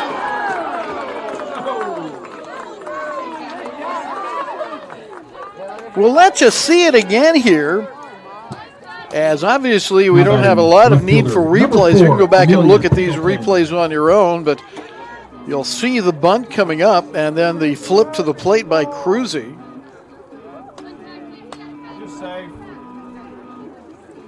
And Sarah Van Dyke is arguing the call, but probably not going to change anything. Bell is safe on a fielder's choice. Rogers is out 1-2 for the first out of the inning. And going to third base was Taya Davis. So still 1-0 Southwestern and an out now. Amelia Pingleton makes her first appearance in the lineup in this doubleheader, and she is 0 for 3. Has appeared in 5 games, but 0 for 3 on the year. Runner at first will go again to second base like clockwork. And it's second and third again, now 1 out. Let's see what Pingleton can do. Amelia is from Hamilton, Missouri. Penny High School.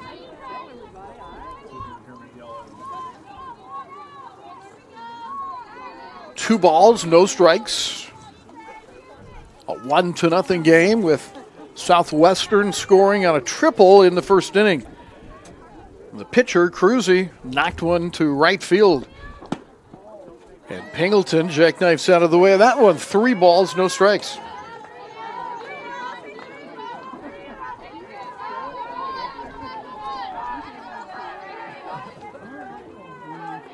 Gracie Dixon is on deck. And on 3-0 right down the middle.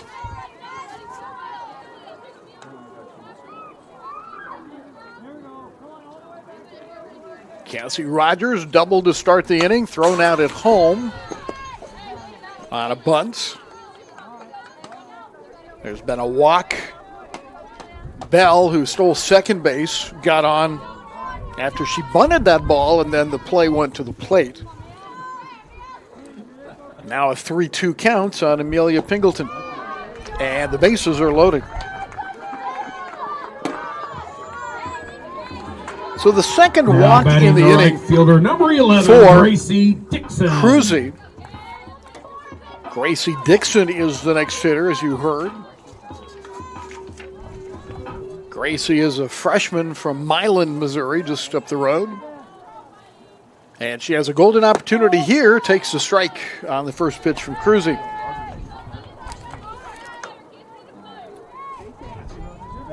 Davis at third, Bell at second, Pingleton at first, and Dixon the hitter. Ball gets away. Here comes a runner to the plate, and 1-1. Taya Davis scores on the wild pitch to tie it, with Bell going to second and Bell going to third and Pingleton going to second. But the Pirates have scratched their way to the first run of the game. Dixon with a count of 1 ball, 1 strike.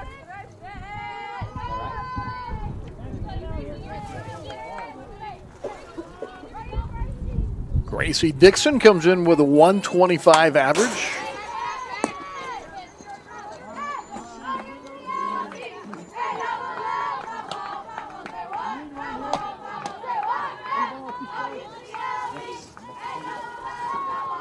One and two.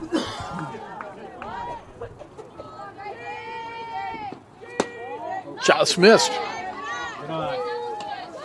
2 balls, 2 strikes. Pirates have scored after the double and the throwout at the plate on a walk, a fielder's choice, another walk, and a wild pitch.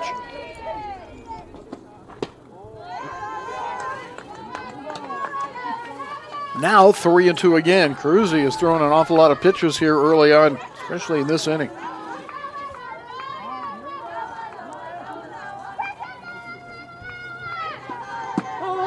And strike 3 called, a big strikeout for Cruzy. She gets Dixon looking, and there are 2 outs. first strikeout for the Now freshman batting is center Erica fielder, Cruzy. Number 2, Riley Boyer. Now Riley Boyer. Boyer grounded out to Callie Allen on a very nice play by Allen. Ball one.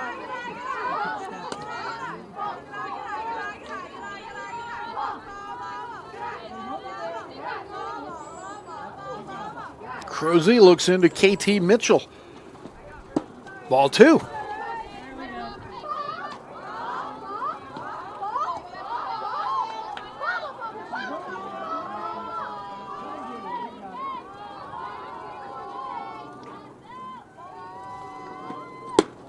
Ball three. And perhaps you could make a case for Cruzy, maybe kind of semi-intentionally walking Boyer. Hope Helton is the next hitter. It would load the bases if Boyer walks here, and she does, so maybe that was the plan all along. Give her something, but not much. Boyer is on, and here is Helton, who grounded out to shortstop Brooklyn Hadel. Now batting the catcher, number 1, Hope Helton.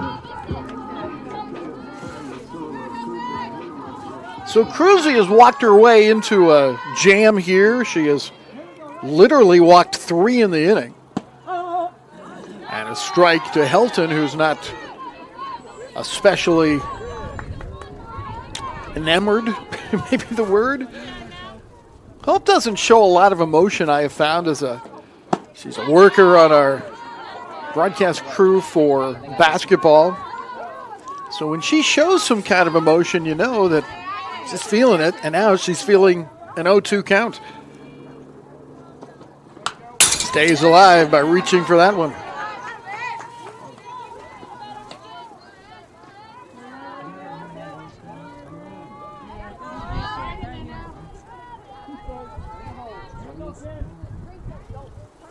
Oh, and 2. Oh, and that just missed. Cruzy didn't show much of a reaction, but that was close.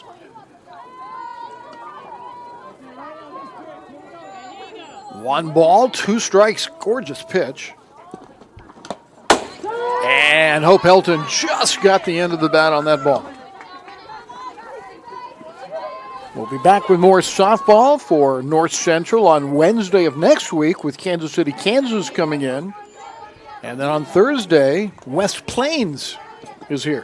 Line towards center field. That's going to score at least 2, maybe all 3.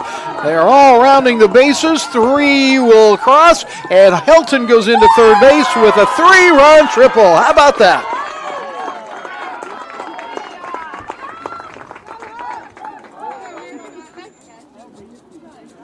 So Hope Helton blasts one to right center field for 3 runs.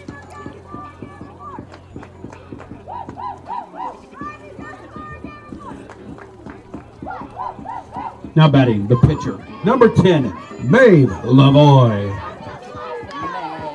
Maeve Lavoie is next in now a 4-1 game. And that's off the shin guards. The throw to the plate will not happen.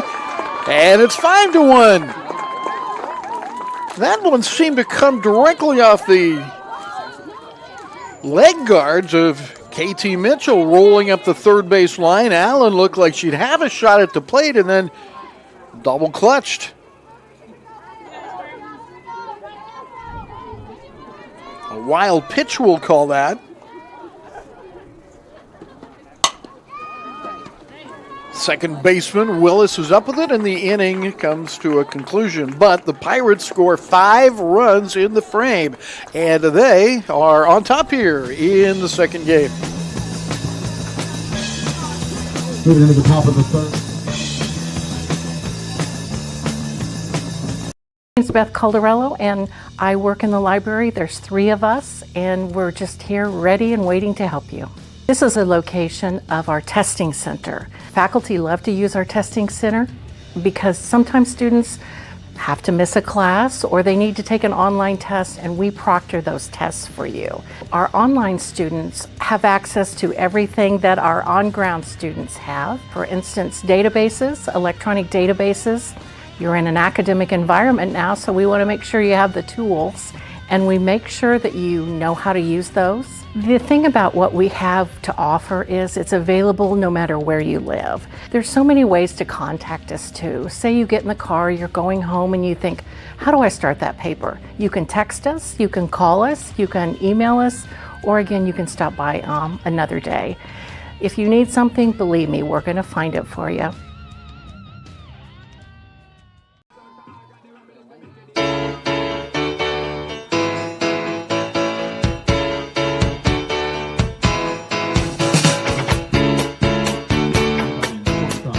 Sort of like what Southwestern did to North Central in the first game. Now North Central comes out and puts up a big inning after Southwestern had taken a 1-0 lead in the first inning. The Pirates come up with 5 runs on 3 total hits now. 2 in the second inning. Yeah, just 2 for 5 runs. But 3 overall. They walked 3 times in the inning. That tells part of the story. A wild pitch, in fact, 2 wild pitches figured into the scoring. Lavoie back to work and a foul ball. The hitter is Brooklyn Hadel, who has played a very solid shortstop for Swick today. She has grounded out to the second baseman in this game and has an 0-2 count on her. 1 ball, 2 strikes. Hadel, Willis, and Robbins to face Lavoie, who has gone 2 innings, allowing 1 run on 2 hits. Foul territory, a run for Davis, and she makes that catch. Tasia Davis makes a nice catch. And there's 1 out on the foul ball. Now batting, playing second base, number 4, Ashton Willis. Willis has drawn a base on balls. She scored on the Cruzy triple to make it 1-0 in the top of the first inning.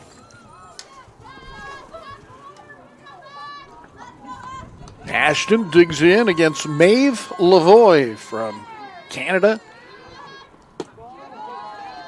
There is an Australian playing for Southwestern that I had a delightful chat with over by the trainer's table earlier today. Her name is Bethany Wright, and she was a pinch runner in the first game. You don't see, I think, as many international players in softball, certainly as you do in baseball and soccer and basketball, but it's a great flavor to the game. I really enjoy talking to Bethany. She's very bright. From Canberra, Australia. She gave me a little geography lesson. I'm watching a show that's based in Tasmania. I wasn't exactly sure where that is in relation to Australia. I found out. And there is a walk to Willis with 1 out. Anyway, she came to the States at semester last year, so she's a sophomore. Now batting the right fielder, number 16, Jaylee Robbins. And has really enjoyed her time at Swick. Lavoie will now face Jaylee Robbins. And Helton digging it out of the dirt. Ball 1. Pirates turned a double play, a 6-4-3 double play, started by the shortstop in this game, pitcher in that game, Cassie Rogers. And now Helton is going to go out and talk to Jaylee Robbins. I think I kind of said that not exactly the way I meant to say it. It was started by the Pirates shortstop, Brooklyn Becker. Ivy Hearn was the second baseman, and then to McKinney, a 6-4-3. Wynn Rogers was the pitcher, is where I was going with that. And another ball by Lavoie.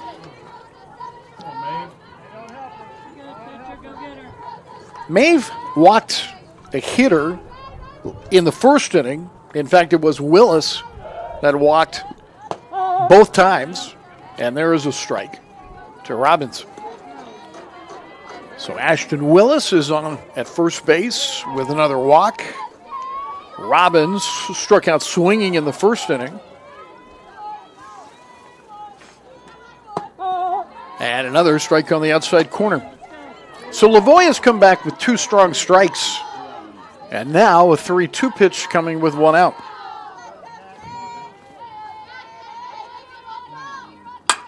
Hit well. But right at the right fielder, Dixon, who gets it in a hurry off the line, but handled by Davis. And Jaylee Robbins hits right on the screws. Number 18, Erica Cruzy. 2 down. Erica Cruzy's triple to right field. Scored a run in the first for Southwestern Iowa when they jumped up to a 1-0 lead after their first at bat. Took a big cut at that one, didn't she? Sun is going to be a little bit of a problem now for the left side defenders. Might notice that Rogers, at shortstop, is kind of standing in the shadow of the light pole over there. That's no accident. Cruzy swinging hard again. Especially hard on the Sun fielders. Pingleton right now in left, and later Meyer for Swick.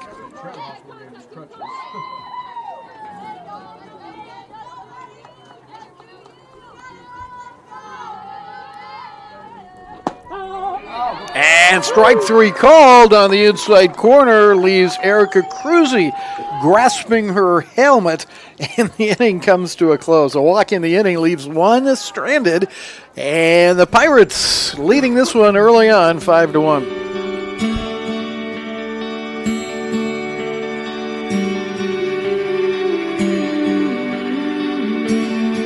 Dream is to help kids living on the streets with education.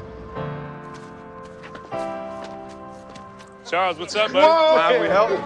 Wow. How you doing? My heart about to jump on my chest, man. Charles, you ought to be proud, man. I'm just extremely grateful they were here. That's something that these kids are going to remember for a lifetime.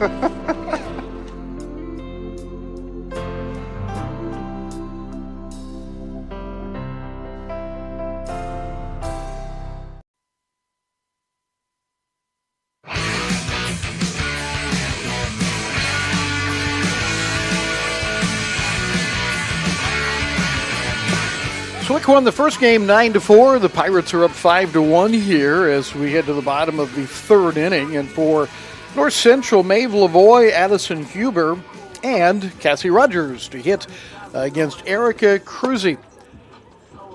Pirates suffer their first loss in the first game. Southwest Iowa picks up their first win in 3 games, and we battle on here on this cool but sunny, as you can see, afternoon. The wind has gone down a little bit. Sun was obscured early in this game, but now skies are clearing a bit. And the hitter will be Addison Huber. Huber, a ground ball to second base.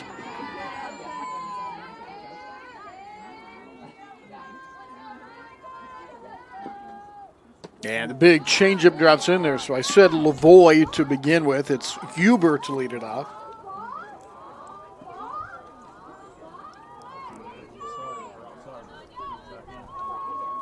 Cruzy, and a swing and a miss. 1 ball, 1 strike. Defensively for Swick, KT Mitchell behind the plate. Callie Allen at third. Cora Ostrom is at first. Up the middle, Brooklyn Hadel and Ashton Willis at shortstop and second base, respectively. The center fielder is Julia Jones with the left fielder Haley Meyer and the right fielder Jaylee Robbins. There's a line drive into center. So a base hit for Huber. It is the 4th hit for North Central. Shortstop. Number and 40, Huber Cassie will wait as Rogers. Cassie Rogers reports to the plate. Cassie had a double in her last at-bat, second inning, then went to third on a wild pitch. Ended up trying to score on a little tapper, a little bunt actually in front of the plate, and was thrown out. Right on that one, but just underneath it a little bit, it's strike 1. Taya Davis will hit next. They go off speed again to her, and that's low and inside.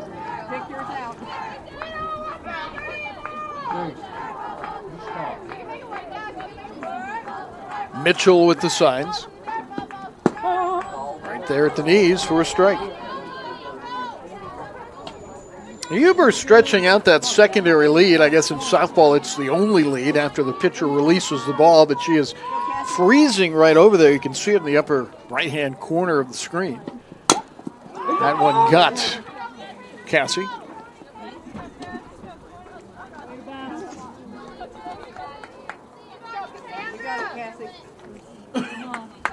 Rogers from Marceline, Missouri. And that's in the dirt, and that'll allow the runner, Huber, to move up.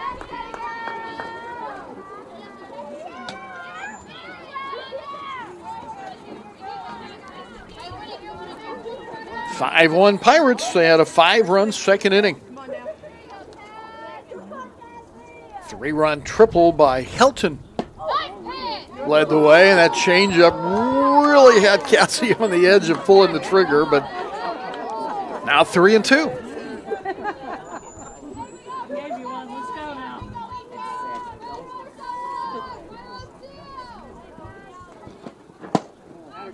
And again, a good pitch. Cruzy wanted it, but it's ball 4. And Rogers walks. That is the Now batting, fourth playing walk first base, number 16, by Taya Cruzy. Davis. Taya Davis had a walk in the second inning. She stole second base, came around to score on a wild pitch.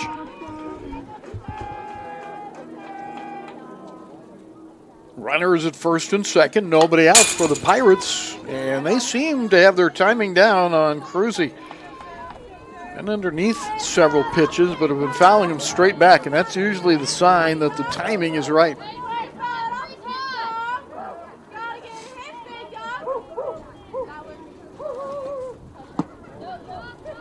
Big change again from Cruzy. Cruzy's a freshman from Fort Madison, Iowa. She's walked 3 in this game. She had not walked anybody coming in 6 innings. And there is a strike to Davis.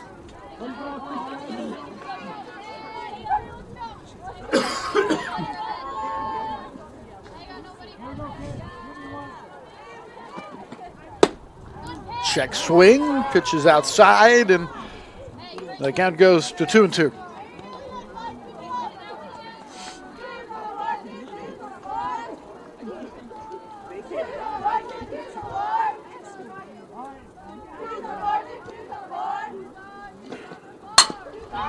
Toward the second baseman, they'll go to first for the outs, and runners advance.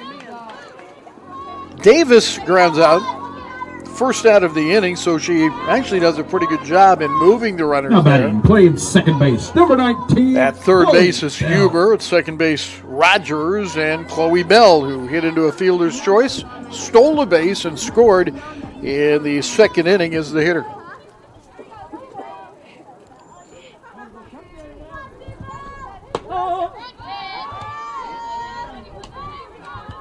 One thing I remember about Bell last year is she's got a real fine ability of tracking the ball. That will be out of play, but watch her when she takes the pitch. She'll follow that ball all the way into the catcher's glove.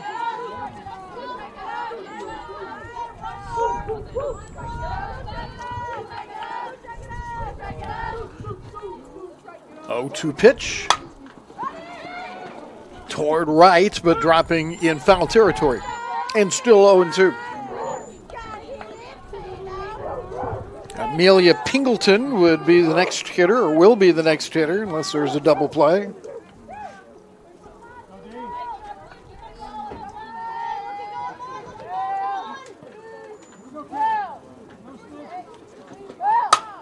Lined.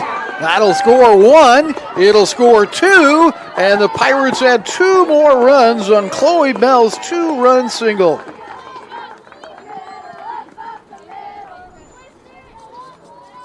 So both Huber and Rogers score. Now batting, the left fielder, number 4, Amelia Pingleton. Pirates take a 6-run lead as Pingleton comes to the plate.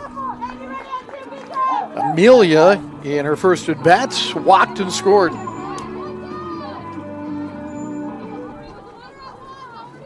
Bell at first base. Still just one out. And that big changeup again, and then the late break from first base, and into second goes Bell. So Bell, her second stolen base.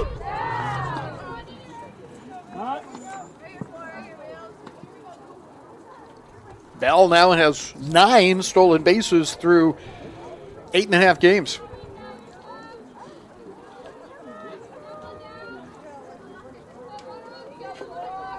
One ball to Amelia Pingleton.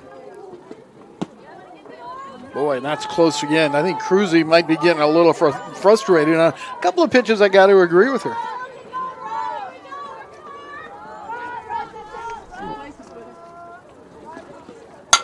Pingleton hits it toward right, fairly deep. Robbins going over, makes the catch.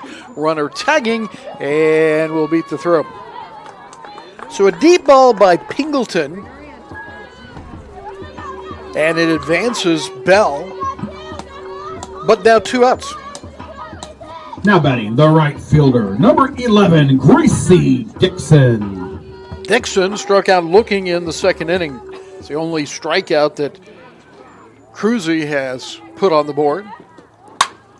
Hits that one well, again toward right, and it's been a big inning for Robbins as he tracks that one down as well.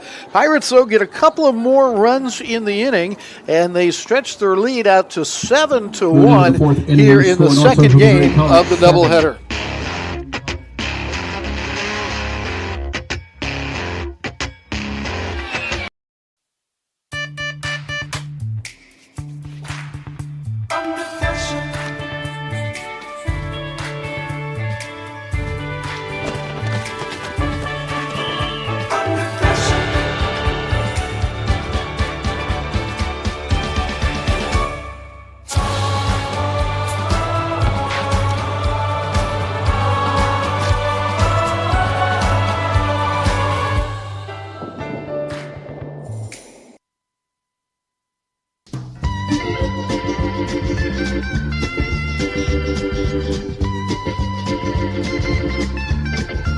Time for the top of the fourth inning here at Gibbons Field. And for Southwestern, it'll be Streeter, Ostream, and Allen facing Maeve Lavoie, who has given up 1 run on 2 hits, walked 2, struck out 3, and the Pirates have committed an error in this game. Leading off the top of the fourth, the designated player, number 28, Kirsten Streeter. Streeter struck out in the first inning against Lavoie. Maeve pitched an inning in the first game to finish it out. No decision in the 9-4 win by Swick, the winning pitcher, with Kirsten Streeter, who's at the plate right now, her first win of her collegiate career. And we gave a save to Cora Ostrom, who's playing first base for Southwestern.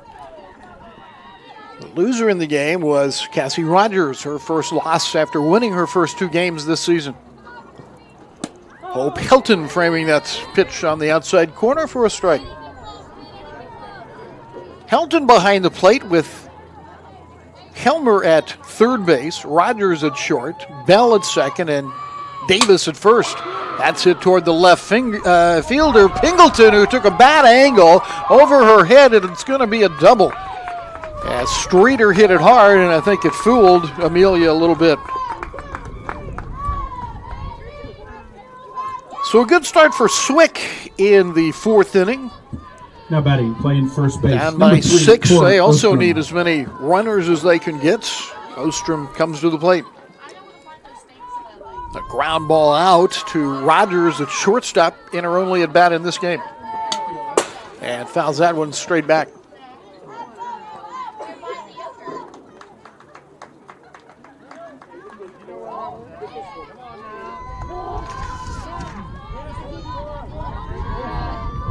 One strike. Ostrom waiting for Lavoie. Little snake of a ground ball, and Davis will pick it up as the runner advances. So Ostrom again does her job in effect in moving the runner, Streeter. Now batting, playing third base, number 22, Callie First Allen. out of the inning. Allen had a single and reached second on an error on a ball misplayed by Riley Boyer.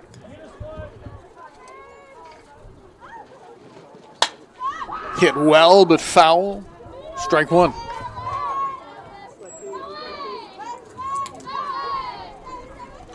We'll have Pirate baseball for you on Saturday, a doubleheader. It's a 4-game set Saturday and Sunday now as they moved the games back a day due to rain forecast for tomorrow and Friday. 1 ball, 1 strike. We're still not sure about the Sunday games as far as a broadcast.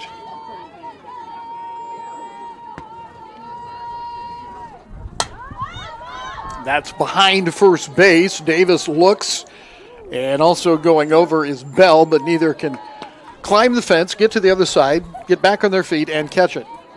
Didn't happen. 1-2.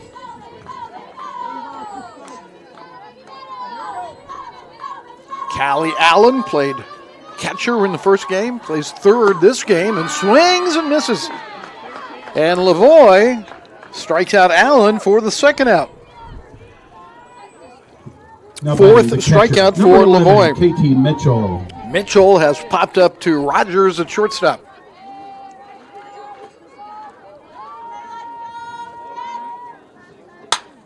Lined, Boyer right there, and the inning is over.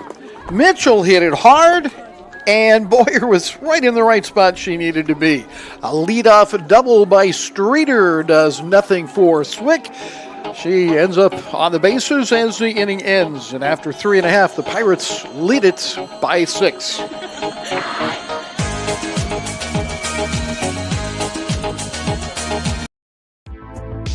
We want the side of your fingerprints, and like we want not just the pad, but I want the sides, because if we were to fingerprint this or we were to dust this, it's unlikely that we find a solid, perfect fingerprint. But what we will find is a partial fingerprint. I'm going to push on one side right here, and I'm going to roll it over.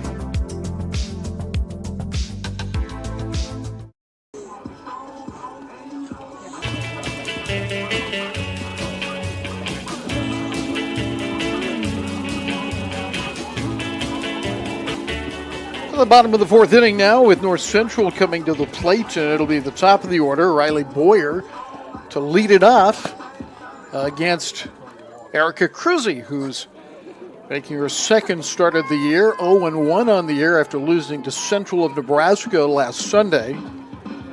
She has given up 7 runs on 5 hits. One of the things that head coach Danny Jensen talked about before the game, and we had a chance to visit for a few minutes, is that his defense is a strong part of this team. He expects them to play nothing outstanding necessarily, just very solid, very consistent. That's exactly what they've done today. Have not made an error. Boyer is drawing the attention of Carrie Allen at third base with that slap approach. Allen shortens up, and it's strike 1 to Boyer. Riley has walked and grounded out in this game. Hope Helton is next, and then Maeve Lavoie.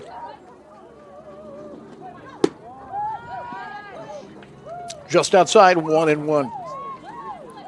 We see the Pirates for the first time here on Pirates Digital Media, and you can see right away that this is an exciting team. Boyer in center field. That is by Cruzy, and there'll be no play. Well, just what we're talking about. Boyer finds lots of ways to get on base. She can do a lot of damage once that she is now batting, on catcher, base. Number 1, Hope Helton. It is the 6th hit for the Pirates. And now Helton, who had a 3-run triple in the second inning, steps in there again.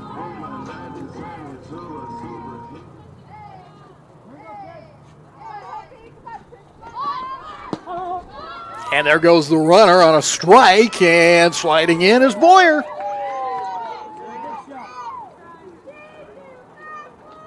Riley has only been thrown out once this year. She has a stolen base in this game. I thought she had one in the first game, but I'm not seeing it. So she is 11 of 12 on the year. That one misses outside. 1 ball, 1 strike to Hope Helton.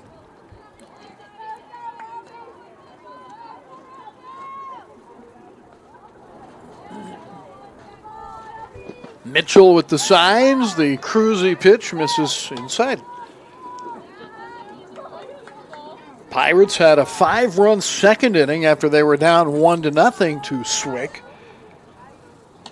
Then they added 2 more runs in the 3rd inning. The big blow has been Hope Helton's 3-run triple, but also a 2-run single in the game for Chloe Bell.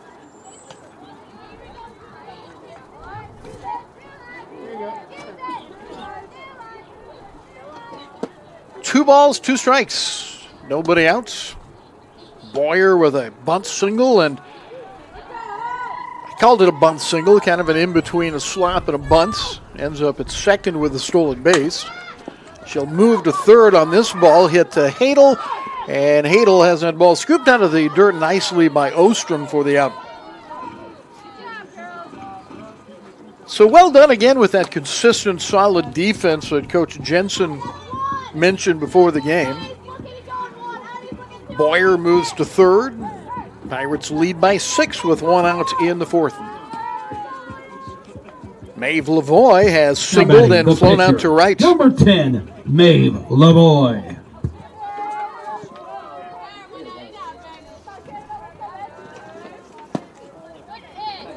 Misses there, and the count goes to 1-0.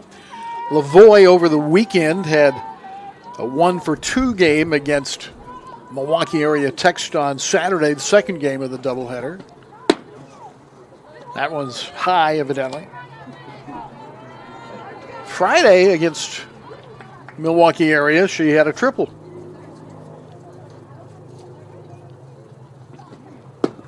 And that one misses outside. 3-0.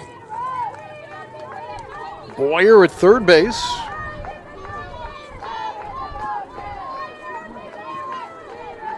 See what Lavoie does on 3-0. She's taking all the way.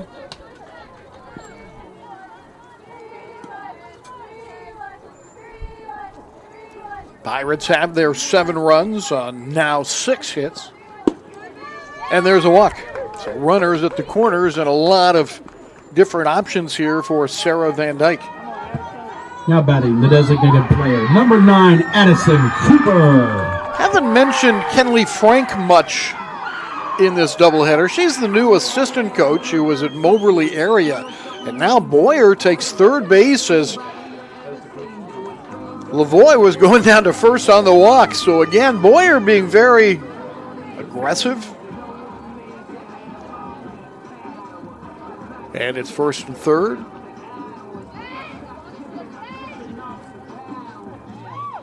Danny Jensen goes through his options in the circle. We tell you we'll be back on Saturday for baseball against Ellsworth in the doubleheader from Burley Grimes Stadium, which is just across the road.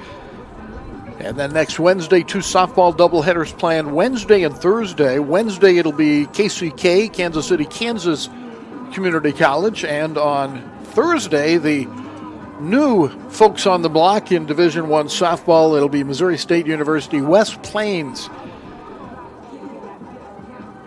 We went to West Plains a year ago for volleyball for the regional championships. It's a long way away, longer than you think.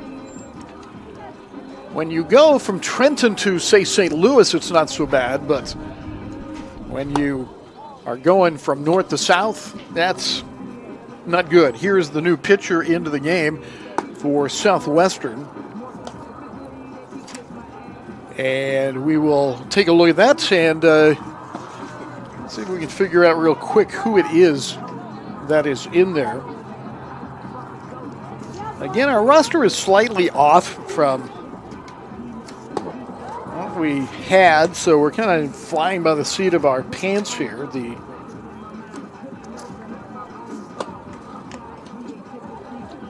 new pitcher is, all right, it's Booz who comes in.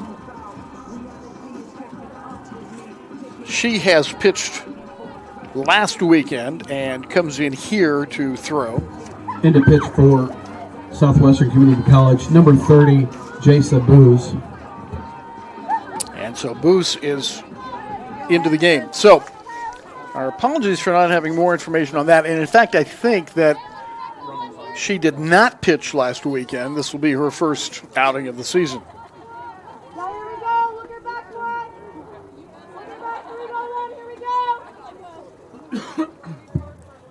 So Jasa Booz is the Central Missouri College, the defensive player, pitcher, or designated after player, number 9, Addison Huber. Cruz goes 3 1/3 innings, and we'll give you her totals in just a minute. Addison Huber will be the first one to face Booz here. And Huber ready. Booz a left-hander, misses. I said a little bit ago that it was Boyer that went to third. It was actually Lavoie who ended up going to second after walking. So it's second and third. And the pitch misses inside to Huber.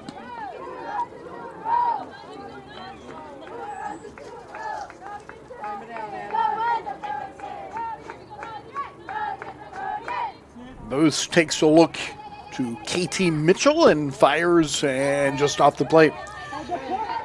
Erica Cruzy goes 3 1/3 innings, gives up 7 runs, and is responsible for 2 more runners on base. She allowed 6 hits, walked 5, struck out 1. And that will send Huber to first base.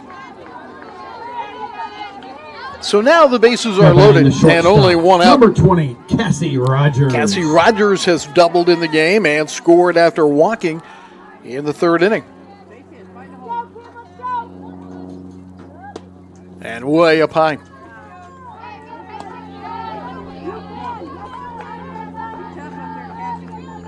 Five runs in the second, 2 runs in the third, and now the Pirates threatening with bases loaded. And Booz's pitch high again, so she is struggling to find the zone here in relief. And a timeout, I think, called from 2 or 3 areas at the same time. It's mostly the catcher, Mitchell, going out to talk to Booz, who starts out here really not that close to the plate. So Mitchell trying to settle her down. The infield is in with 1 out and the bases loaded. Hadel is really close, not just in, but in. And now we're going to have a change defensively as Bethany Wright is going out Coming in to play play right field for Southwestern, number 20, Bethany right field. Wright. Wright is the Australian we talked about. And she goes in for Robbins. And I'm wondering if Robbins might be a pitcher that needs to warm up a little bit. It's kind of unusual to see the change in the middle of the inning. But now, another change being made. Caitlin Sloss is going to go into center field. Into play center field, number 1, Caitlin Sloss.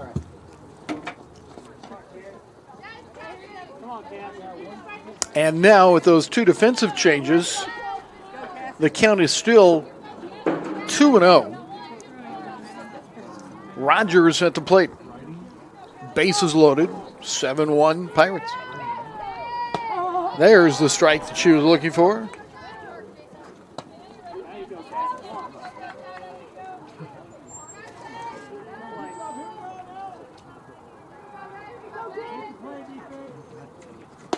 And high, 3-1.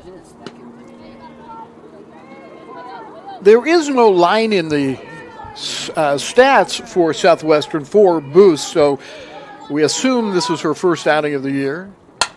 Hit hard, that's going to be 1 run. It's going to be 2 runs as Lavoie got tangled up a little bit with the infielders, but still is able to score.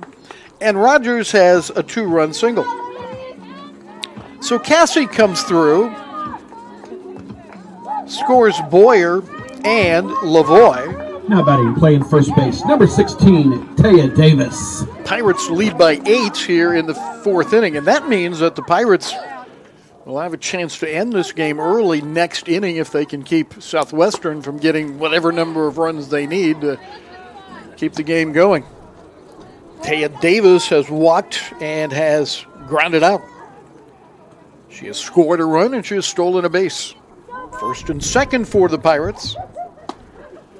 And still, Booth's having a tough time finding the zone.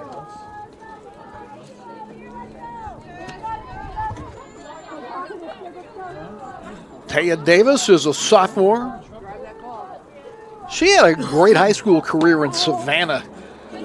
Memory serves, there's a little bit wider strike zone, which really, if you've been around ball at all, you know, shouldn't be a big surprise. People are moaning about that, but Taya had a home run Saturday in the second game, and now they're going to intentionally get hung up. They want somebody to make a throw that's not going to be there, and again, Swick handled it pretty well. Didn't panic, just made a good throw to drive the runner back. That's Allen at third base. And Davis has a count of 3-1. Toward the first baseman, but it's the second baseman, Willis, that'll go over and make the catch.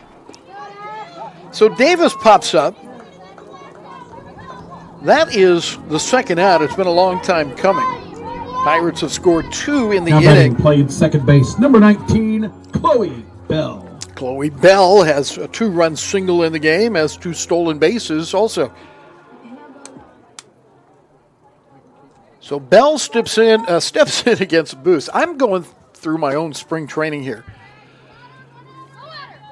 Runners getting hung up again intentionally. There goes the throw behind the runner, and that's almost an automatic advance. I mean, when you, in that play, get the ball to go behind you, then that's what you're hoping for. And so it ends up being an advancement on the bases for Huber. A stolen base for her, and in behind her, Rogers to second. And a soft off speed from Booth is on the outside corner to Chloe Bell. A 3-run triple in this game for Helton, a 2-run single for Bell, a 2-run single for Rogers. Some of the hitting highlights. Softly to first base, and the soft line drive is caught there by Ostrom for the out. But the Pirates score 2 more in the 4th inning. And now, if they can shut down Swick in this top of the 5th, this game will be over. We'll see what happens when we come back on Pirates Digital Media.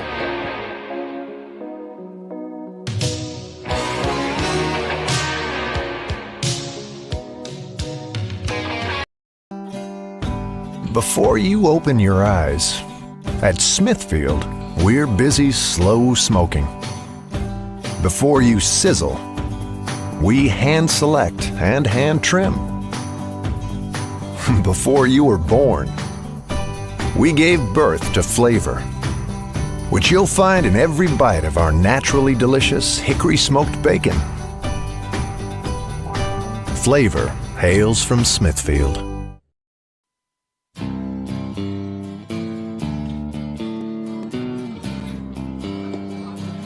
Pirates in a pretty good position to try to shut this game down after 5 innings as they lead it 9-1.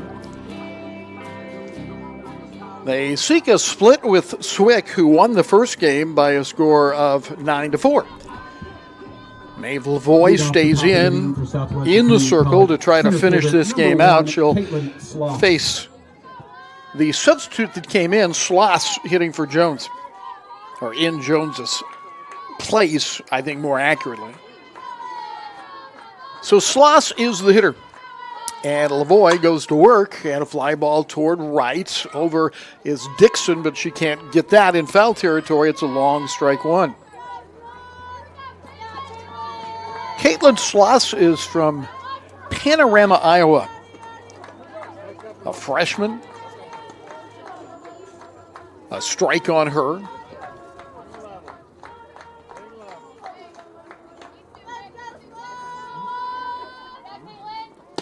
And a swing and a miss.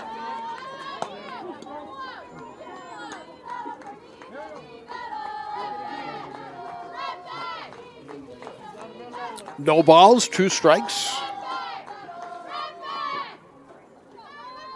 And Lavoie looks into Hilton. And a nice spot, I guess, for that one, 1-2. Brooklyn Hadel is scheduled to come up next. We've seen, though, Danny Jensen make some substitutions. He did it defensively in the middle of the inning. So we know those. We'll see if he has anybody left on the bench that hasn't played in the doubleheader. That's kind of how it's done, I think, by veteran coaches here. When you make a trip, it's about 2 hours to Creston. Make sure everybody gets in the game. Backhanded try. Rogers got her. Wow.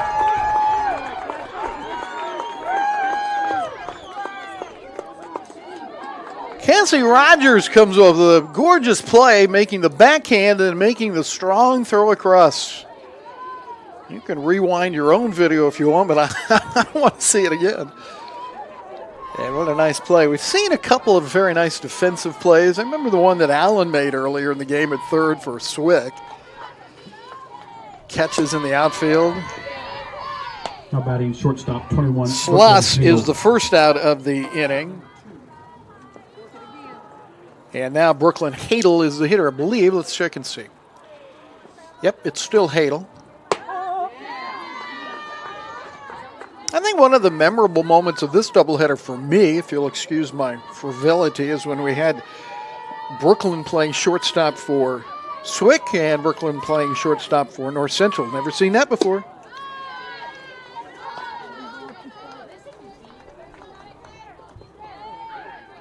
One ball, 2 strikes. Hadel has gone 0 for 2 in this game. Lavoie has gone the distance. That's, I think, going to be out of play. They're going to give it a look, though, and it lands just behind the fence and in front of the grandstand. We've got those metal bleachers here for folks to sit on, and if a ball hits those directly, it makes that sound. Didn't hear that sound. Swing and a miss. Lavoie has recorded her 5th strikeout. After the game, we hope to talk to Sarah Van Dyke, the head coach of the Pirates. Ashton Willis is the last chance for Swick to continue in this game. She has drawn 2 bases on balls. A little bit high that time. Softball next week, live on Pirates Digital Media. We'll have back-to-back days, Wednesday and Thursday of doubleheaders.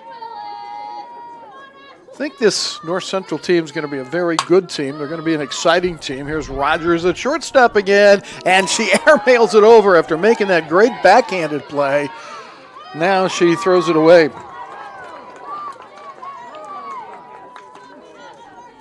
Well, freshmen will be freshmen, won't they? That happens. Now batting the right fielder, number 20. So Willis is on the error. It's the second error in the game for the Pirates.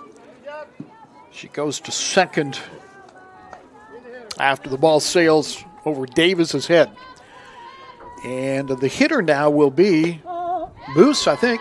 Nope, check it. It's going to be Wright, the Australian. And she takes a strike.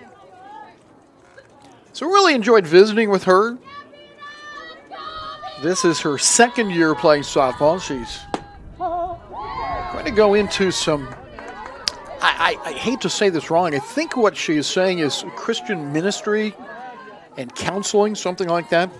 Worthy occupation. 2 strikes on her. And Wright takes a look at that pitch. That's outside.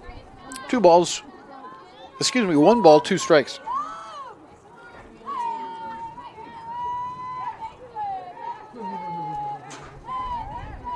Maeve Lavoie to the plate. Swung on, missed, and that should end this ball game with Wright going down on strikes, the 3rd out of the 5th inning. We'll kind of take a look around here and see. Yep, they're throwing the equipment down and saying congratulations to everybody, and so we will settle things up here in the books. Have a chance, we hope, to talk to head coach Sarah Van Dyke when we come back.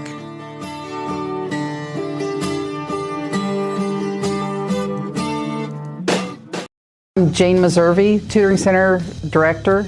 I have the Tutoring Center at our main campus, and coordinate with Shelly at our Savannah location. I really like seeing students, and whether I see them online, see them in person, either way, I like getting to know you. I like getting to know a variety of people, and I hire people that are just like that also. The Tutoring Center is available for all students, whether you're dual credit or online, hybrid, or you're actually here. No application, no appointments needed. You just pop in. If you are an online student, you can make an appointment to meet us online. There are extra credit opportunities. Our students, if they spend at least 30 minutes working with us online or on ground, they get some extra credit. I really encourage our students to use Teams to both contact me and any of their instructors. Sometimes that helps you bypass the bunch of emails we get and get you a more direct connection and a quicker response from us. Come in to see us so we can make sure that you never feel overwhelmed.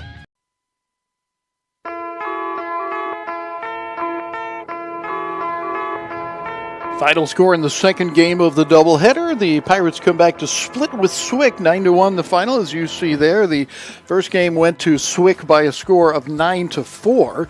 And so a lot of runs scored here in the doubleheader. Let's take a look at some of the totals here from game number 2. The winning pitcher will be Maeve Lavoie. She goes the complete distance, 5 innings in this case, and gives up, I want to make sure I do this the right way. She gives up 1 run on 3 hits, walked 2 in the game, struck out 5.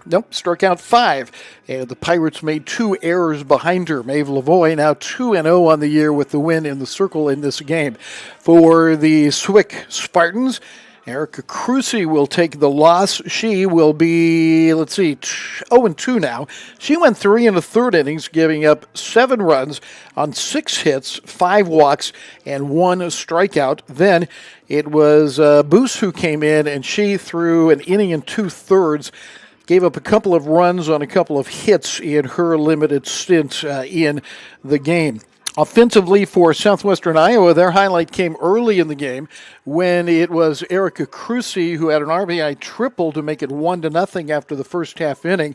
The Pirates came back a couple of innings later with 5 runs, the highlight of which was a 3-run triple by Hope Helton. A score by Taya Davis came on a wild pitch after she walked and stole second base. Those were a couple of the ways that the Pirates scored in that second inning that was so big, 5 runs.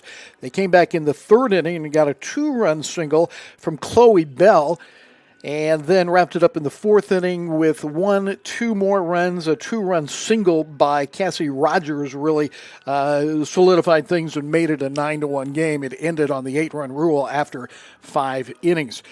Looking at any of the other highlights, let's go back and take a look at Game 1 as we wait for Sarah Van Dyke. The first game went to Swick in a 9-4 decision. Swick had 9 runs on 10 hits, no errors. The winning pitcher was Kirsten Streeter, who won her first start as a collegian, and the losing pitcher was Cassie Rogers, who ended up losing that game. A save went to Cora Ostrin. And we will visit with Sarah Van Dyke here in a minute. She makes the jog over and is going to stretch out that mic cord, and we'll talk to the head coach of the Pirates. Sarah, you can even go a little farther to home plate if you can hear me, and probably can hear me really well because that headphone was up quite a bit. You there? Coach, you there? Oh, I'm here. Okay. I'm trying to get this thing stretched out. Yeah, it's we'll keep being a working booger. You're a veteran coach, and we'll expect you to handle this. I know. I'm sorry. That one's on me. I'll take full blame for that one. You're I a do beauty. apologize. Just lay it there in the dirt, I think. Okay, Can there you we do go. that? Yeah, How's it that? cuts off. There we go. It cuts off one or the other, but we're good to go. Okay, well, I don't exactly have you in the frame I want, but Where do stay, you want- stay where do you right- want no, me you at? stay there. It's just Okay. it's a camera issue, and we just went with one camera today. That's okay. The split today, what are your overall thoughts? I feel like in game 1, we just kind of struggled getting girls on base. Like, that was our biggest thing, was getting girls on base and getting them in position to score. Because I feel like we're really successful. Once we get people on base and get people rolling, like, we make things happen once we get on base. And we just didn't have a lot of that in game 1. We had that big hit from Mac to get us really rolling in the second inning, I think. And then we kind of, like, flatlined after that. And that's what we were just kind of talking about, where we need to come up and come excited and ready to go and ready to make things happen, even when things aren't necessarily in our favor. But I felt like in game 2, we definitely changed that a little bit. Our energy and excitement wasn't where we always want it. But it was a lot better than it was in game 1, and you could definitely tell that when we came out to the field and we were in the box and we were on the field. Like, we were excited to be there. We were more loose, and we were ready to get something done. Excuse me. Yeah, what about your pitching performances? Rogers in the first game and then Lavoie in the second. Yes, they both threw really well. Cassie really went after them, and then had a couple minor issues, and that happens. We're young. We're making things happen. We're learning. Bradley came in and got after it and kind of shut things down, and then Maeve came in and finished us out that game.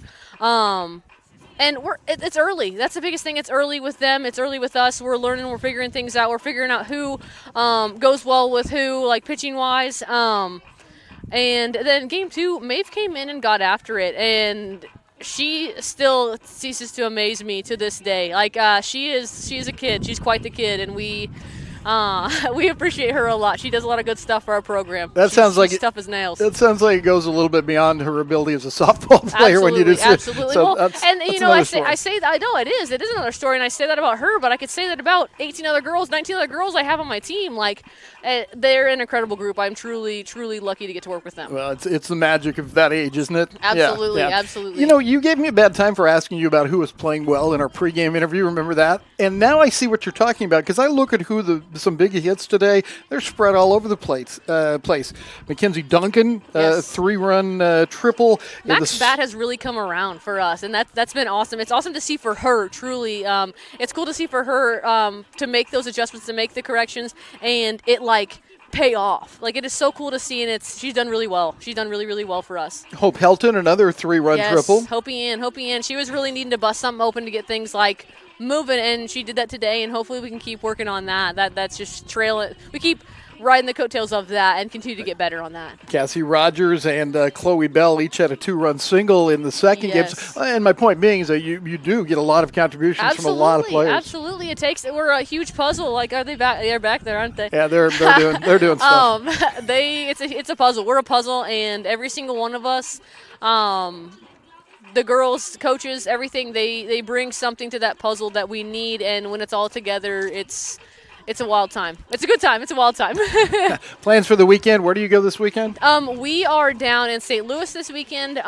Sunday we are at St. Charles, and then Monday we are at Hillsborough at Jeffco. So tough road trip. Yes, definitely a tough road trip. But we're excited. We have a couple days to regroup, and get things rolling for that. Look up some stats, see what's kind of rolling in their world.